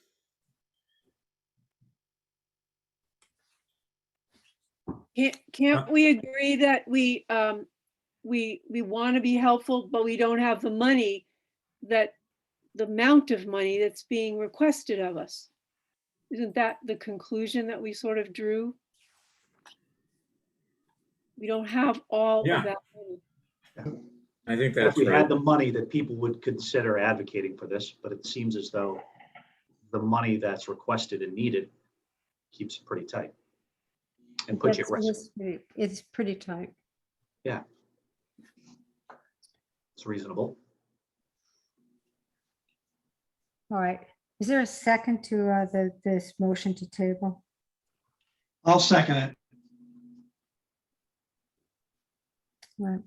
Further discussion on that motion? I'll do on a roll call vote on this motion to table. Paul Spurn? All Aye. those in favor, aye, okay. Nancy, Aye. Jimmy, Aye. Dave, Aye. Ellen, Aye. Austin? Aye. So this is to say that, given the time schedule that we're on and the other applications that we've got in front of us, I'm going to give the committee this option. I've actually had a conversation with the chairman of FinCom today. We are due in front of FinCom on April 6th with our recommendations. And our recommendations will have to be, in the form of items that can go into an article, if not be drafted for that meeting. And they will actually have to be in conformance with our funding capabilities. So we have, looking at the chart, I'm going to look at my screen on the chart. We have pending discussion on the Bailey's Hill restoration article, the Lodge Park planning restoration article, and the flagpole rehabilitation project. I think we might be wanting to return to a discussion once we actually finish those articles, those potential grants. We then will need to go back and do a reconciliation of this overall budget, this overall series of recommendations in alignment with our budget capabilities. Can we do that next week? Whoa, that's a big one.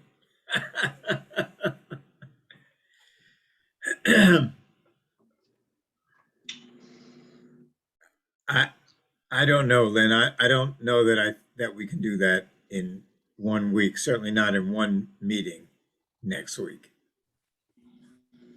So I think that there's at least one more meeting that needs to be scheduled before we get to FinCom.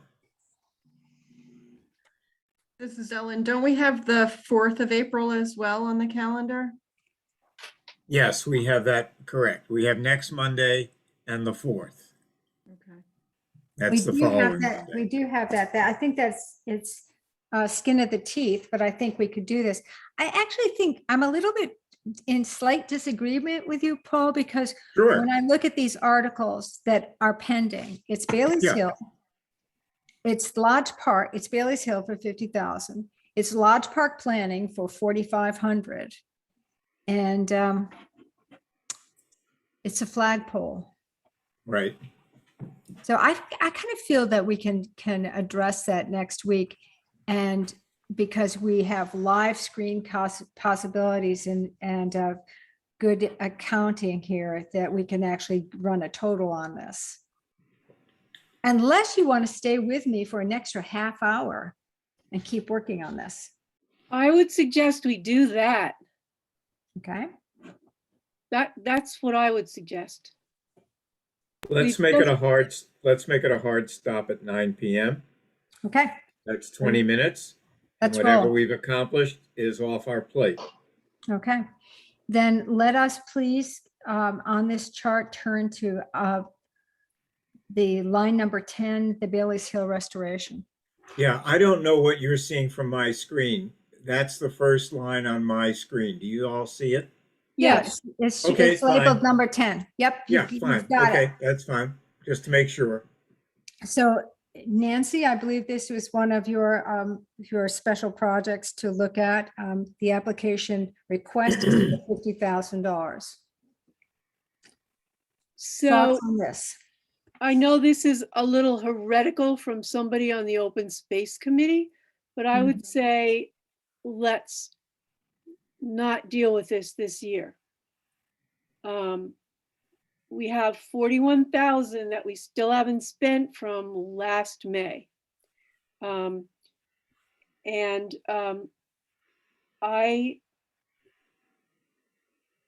would suggest that the idea that we discussed on December 22nd, when we had our open space town administration, CPC, everybody came together, that we have like a planning situation for the whole Bailey's Hill area, the same as the people at East Point have proposed, the Lodge Park people. Mhm. So I just don't, we don't have a real plan that was submitted. It was just $50,000 was asked for. So I would suggest maybe we take a smaller chunk of that for planning, but not give the $50,000 to work on this. And I don't think it's as critical as some of the other things that have come before us. So that's my recommendation. Not to do that this year, and maybe to take a little bit of it and consider a planning grant, such as is in the next Lodge Park thing. Nancy, can you just clarify that for me? I thought that the essence of the Bailey's Hill restoration was removal of invasive species. Am I right about that, or am I all mixed up? So there's a couple of steps. There's removal of the invasive species, and of the original grant from last year for 41,000, Yeah, that was acted upon late in the year in November. yeah, And we had word from Concom that maybe it would need to happen over a couple of years, and we couldn't just take away the stuff and then replant. But no money outside of the of Zach Taylor and all his budget was ever used of that 41,000, and they took away a substantial amount of stuff. So okay. that money still stands, and a good chunk of that ground was removed just using DPW I see. normal procedures. Right. So that some of those goals could still be met in terms of continuing removal of invasives while a more comprehensive plan is drawn up. Right. Am I right about that? Right, and I would, Okay. the removal is somewhat the easy part, but having a plan that says, what are we gonna put there and how are we Yeah, gonna okay, do it, is what I believe is a model, Okay. again, for okay. doing. Do you have a dollar amount in mind, Nancy, for that suggestion?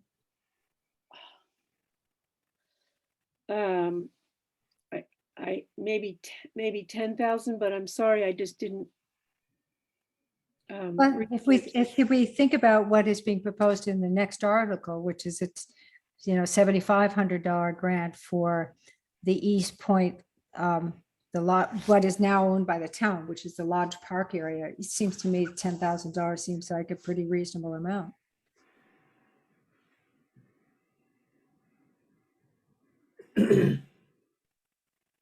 Are you nodding your head, Nancy?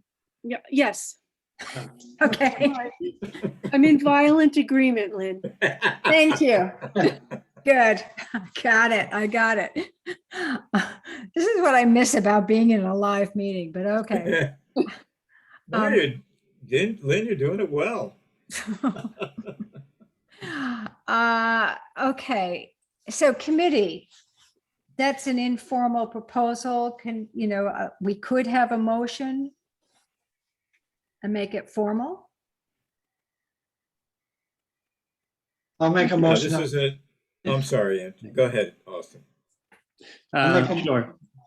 I'll make a motion to recommend allocating $10,000 for a maintenance and stewardship plan for Bailey's Hill. Thank you. I'm thinking who's going to write the article right now. Is there a second on that motion? I'll second it. Thanks, Dave. Further discussion on the motion?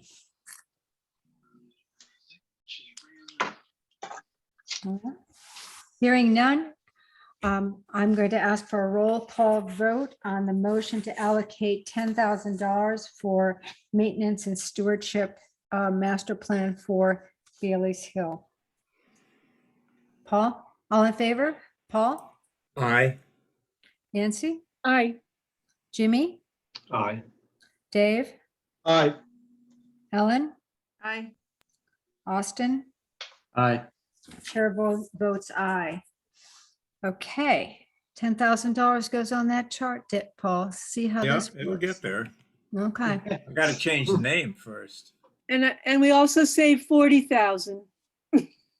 that's right. Okay. Okay, I'm working on my hard stop. The next one. We can let you do this while we're talking. The Go ahead. next one is for the grant application for the maintenance and stewardship plan for Lodge Park and Memorial Point.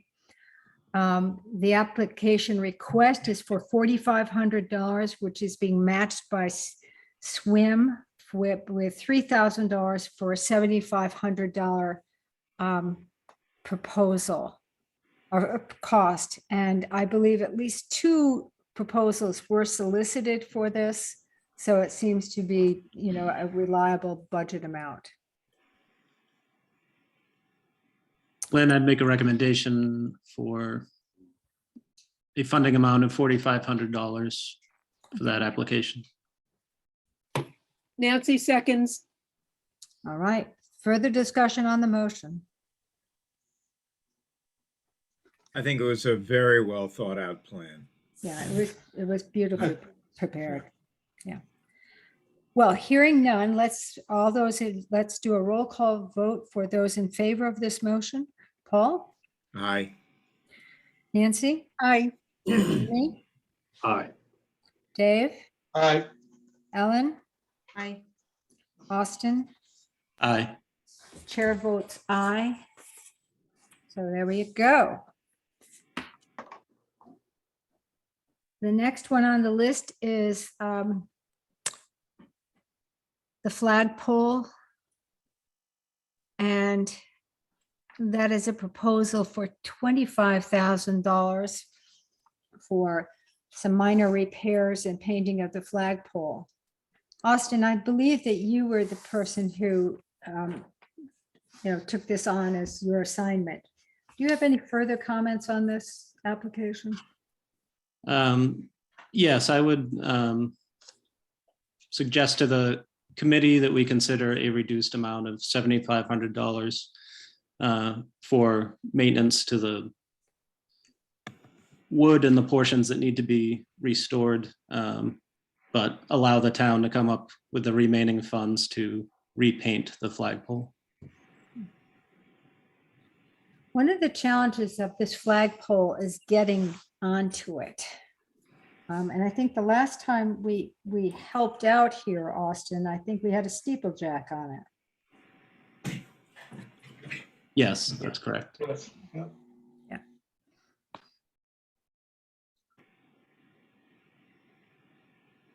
I think I heard a motion. I'm not sure I heard a second. Can you tell I'll us second that. why? Why? So the motion that was being proposed by Austin is to allocate $7,500 towards this, towards the repairs, the preservation repairs on the flagpole, with the balance needed for painting and so on being funded by the town under its regular budgets.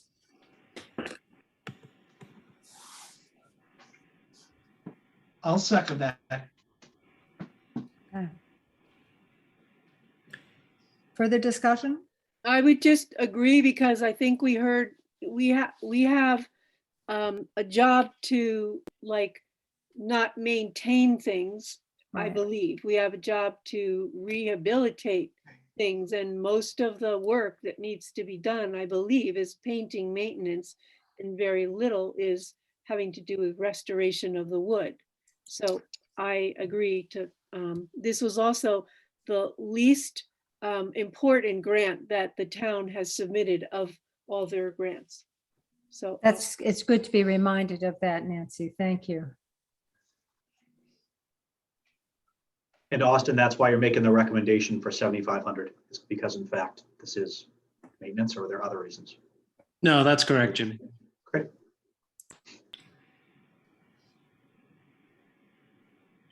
Further discussion on this? Call the question. Okay. For those voting in favor of $7,500 for this, Paul, Aye. Nancy, aye. Jimmy, Aye. Dave, Aye. Ellen, Hi. Austin, Aye. chair votes aye. Right, so going back to our chart. Yeah, I want to make sure I've got this right. So Lynn, you- can we go back, excuse me, can we go backwards through this? Flagpole rehabilitation, are we going to call that a match from the town, or are we just going to ignore the No. 25,000 figure and reset it at 75 and put it through at that? That's what we're going to do. We're not. Okay, fine. Have I got the swim plan for Lodge Park right? No, you don't. You need to put $4,500 under recommendations. Yep, right. That's why we're doing this. Okay. Okay, Yeah, I'm running my own chart on another thing. okay, And I bet Ellen is doing the same. okay. Bailey's Hill Restoration, that's 10,000 all across. Yep. Okay. Now, I know that we talked about 40,000 for the Little Nahant Playground, 20,000 for the others to plan. What does that turn into? Well, for the purpose of just actually doing the accounting, you can put $60,000 in that column. But we're going to actually divide that into two different articles. Okay, I mean, All right. that's my thought on that. Sorry if I sounded, oh, that's fine. Okay, and the others, I haven't looked at that carefully, but these are holdovers from previous discussions. right. So we've got a solid 10 minutes here. So if you go to the top of the chart, Yep, I'm Yep. there. okay. So just to recap what we had looked at last week, we have the document conservation application from the Nahant Historical Society. We're recommending $18,464,000. Next, under the boat room doors, we're for the application from the Nahant Preservation Trust for the life-saving station, the massive boat room doors. We had recommended $64,000, which they are matching with $16,000. For the village church, we had recommended $40,000 for handicapped access improvements to both entrances of that building, which is being matched by $10,000 by the church. Next, not the Johnson School application for the Heritage Trail improvements. We are recommending a $10,500 planning grant. Next, the town of Nahant's application for 9 Little Nahant Road. We have tabled that motion. Lynn, quick question on that. Mhm. I mean, I think I'm the only person that thought it was appropriate to in fact put this in front of the town. No, I Seems don't. like- No, I no, don't- no, no, no, I don't think I so. wouldn't say that. Okay, I No, think we're saying a different thing. okay. I won't say anything. I'll just wait. I think we think it's an important subject. right. Absolutely. And, the discussion, I have like 5 pages of notes here added to my other notes. I think what We I'd wanna like to table do till is to recommend that we actually have a discussion with the Board of Selectmen about gotcha. this, because our financial capacity is not adequate to make a substantive contribution here. Got it. Makes sense. Perfect. Thank you. So back to where we were, the housing production plan being applied for by the town of Nahant, which was a high priority of theirs. We're recommending $75,000. And Right. that partly addresses, well, it addresses some of the concern about 40B, but it addresses really community housing needs, which we've talked about for a number of years. Right. And that could come from the housing reserve. Right, we have about $36,000 in Right. housing reserve. And remind ourselves that 10% of our $391,000 Right. needs to go to housing. So Right. we basically have a good funding. About the right amount. Yeah, yeah. Town hall acoustic and lighting improvements. This is really to make town hall more usable and a better place to meet, quite honestly, and hear and see what's going on. So that's a pretty good sized investment of $100,000. Next, another potential bonding situation, which is the Green Lawn Cemetery entrance and the town hall cupola and some other work at town hall, which is an application for $350,000. This is something that last time it considered this as a bonding situation.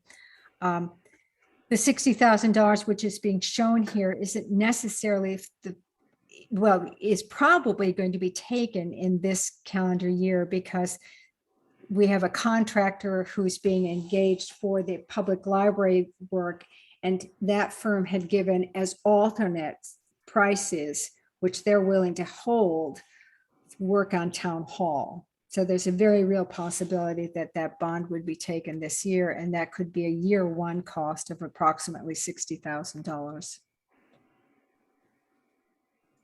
Bailey's Hill restoration plan, we've just, oops, I just skipped one. I'm sorry. The playground equipment upgrades, we are proposing a $40,000 grant to add to the existing $24,000 grant we gave last year for the Little Nahant playground to make, really meaningful improvements to that playground. And then we're suggesting $20,000 get allocated for the planning for similar meaningful improvements at the 3 or 4 other playgrounds that we have. Depends on how many you count at Johnson School, Flash Road, and the Pleasant Street Playground. Let's see, next. Now we get to Bailey's Hill, which we're suggesting we allocate $10,000 to come up with a stewardship plan. We are recommending $4,500 to a stewardship plan for the Lodge Park and Memorial Point property, and then $7,500 for preservation repairs to the giant flagpole in front of Town Hall. On this chart, we would also have to allocate under, yes, that line 14, the first year of this bond for $500,000 bond will be taken this year. So I believe, I'll have to double check, but for the purposes of this, could we allocate $75,000 for this? And then for the existing library bond, we've got, this year would be 60,400. Okay. The East Point bond is not likely to be taken this year, so we should take this out because it'll screw up the equation. Moving down under administration, we budget $10,000 for dues as well as planning assistance. And for instance, this year, the town hall, for that town hall acoustical and lighting improvements, we allocated, I think, about $6,000 towards the studies to come up with the analysis as well as the budget proposal for that work. Oh, there it is.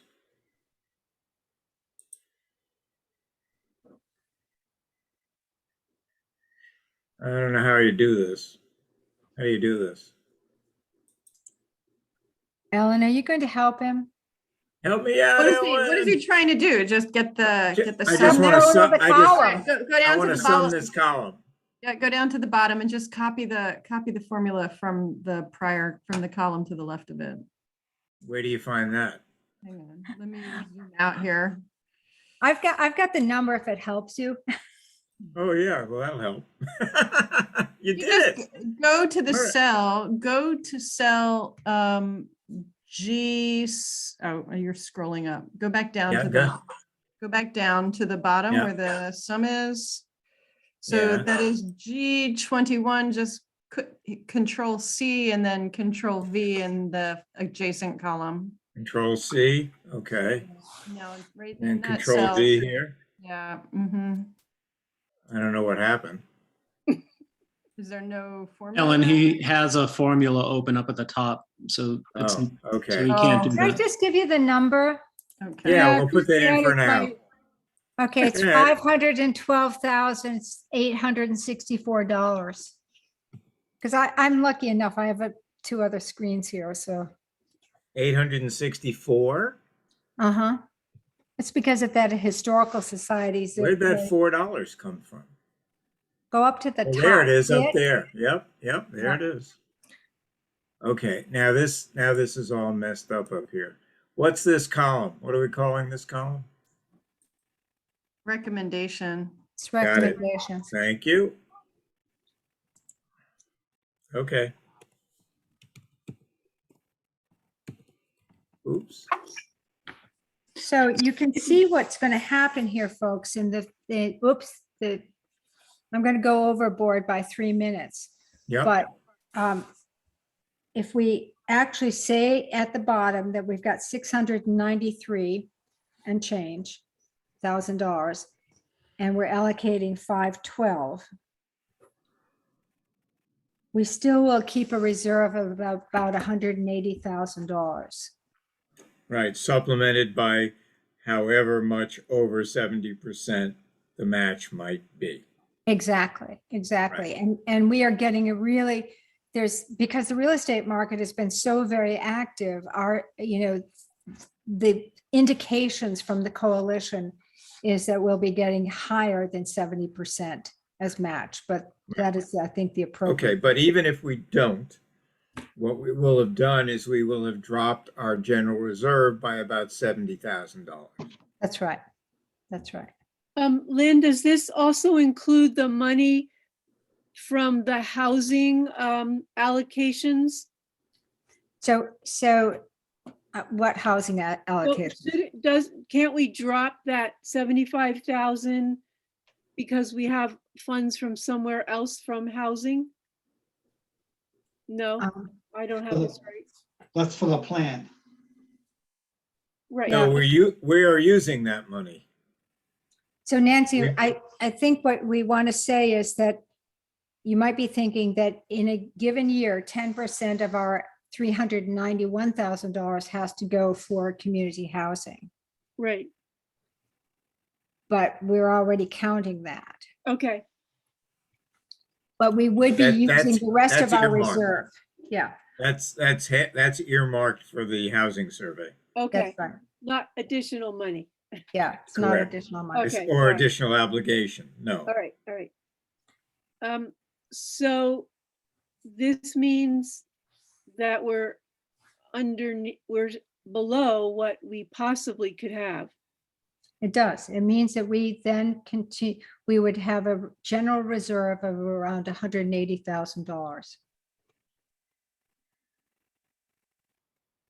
But we don't have a sizable amount of money that would make any real contribution to the 9 Little Nahant Road.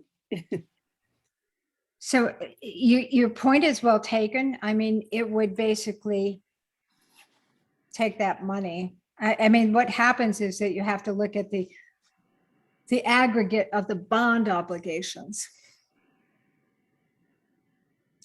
So, one other way of thinking about this committee is that instead of bonding $350,000, we actually give the, just actual cash for that instead.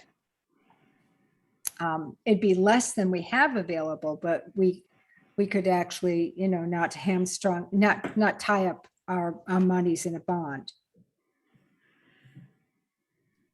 So I'd like you to think about that and think about this chart for our next meeting, because next week, I think we're going to need to actually just ponder this and then begin to think about drafting the articles. One thing I will try to do is to get to work with Allison at Town Hall on the status of our other funds, because you might remember that last year we had quite a bit of clawbacks that we were able to sort of pull things back into our funds. I had thought that it was possible that the $50,000 that had been allocated to the seniors kitchen project at Town Hall was not going to be spent, but I think that is going to move forward. So I don't want us to think, oh, we might have $50,000 here. It'd be dribs and drabs, quite honestly, including a 41-cent clawback that we did last year as a housekeeping gesture. So, But if our discussion about Little Nahant Road is tabled, we need more information for our next meeting to move beyond where we did in this meeting. well, And how are we going to get more information? Like selectmen input or any of that stuff? I don't know if Tony is still on. Tony, I am. when is the I'm still here. next selectmen's meeting? First Wednesday of April, so the 6th, What? April 6th. Doesn't help us. No.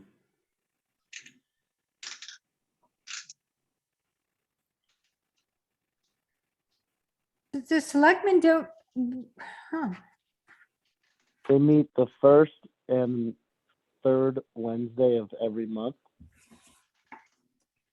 So it's because of the way that it falls, there's an extra Wednesday in March. yeah, there sure are. There are 4 Wednesdays in March, gosh. Wow. 5. 5. 5, Look at that. Wow. I've got my Nahant calendar. That helps me really with this the advanced planning. Well, What are you looking for your next meeting? I think the question really is can the Board of Selectmen look at funding opportunities for 9 Little Nahant Road other than community preservation, or is it some kind of combination of potentially community preservation funding along with other funding to make up whatever acquisition cost is necessary. I don't know if you want to schedule a special board of selectmen's meeting to discuss this, Tony, or how should we proceed? But I think Nancy's raised an important point. We tabled this, but we think the issue is an important one.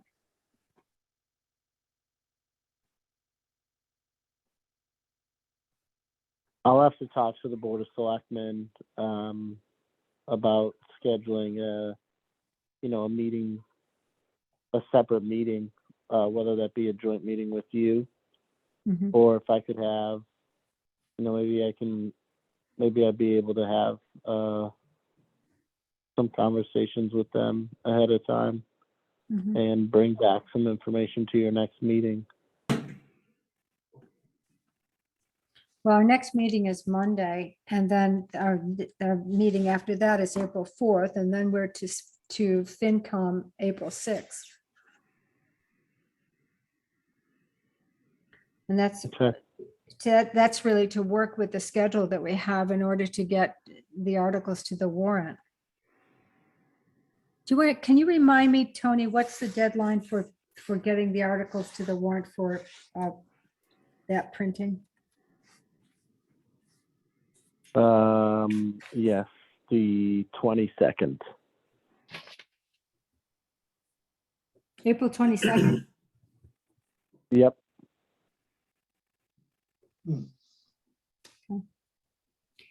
So I suppose, given that we may be before FinCom more than once, but I think this whole issue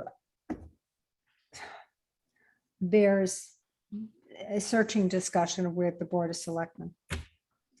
And I think it would be best if it was this committee with the Board of Selectmen, but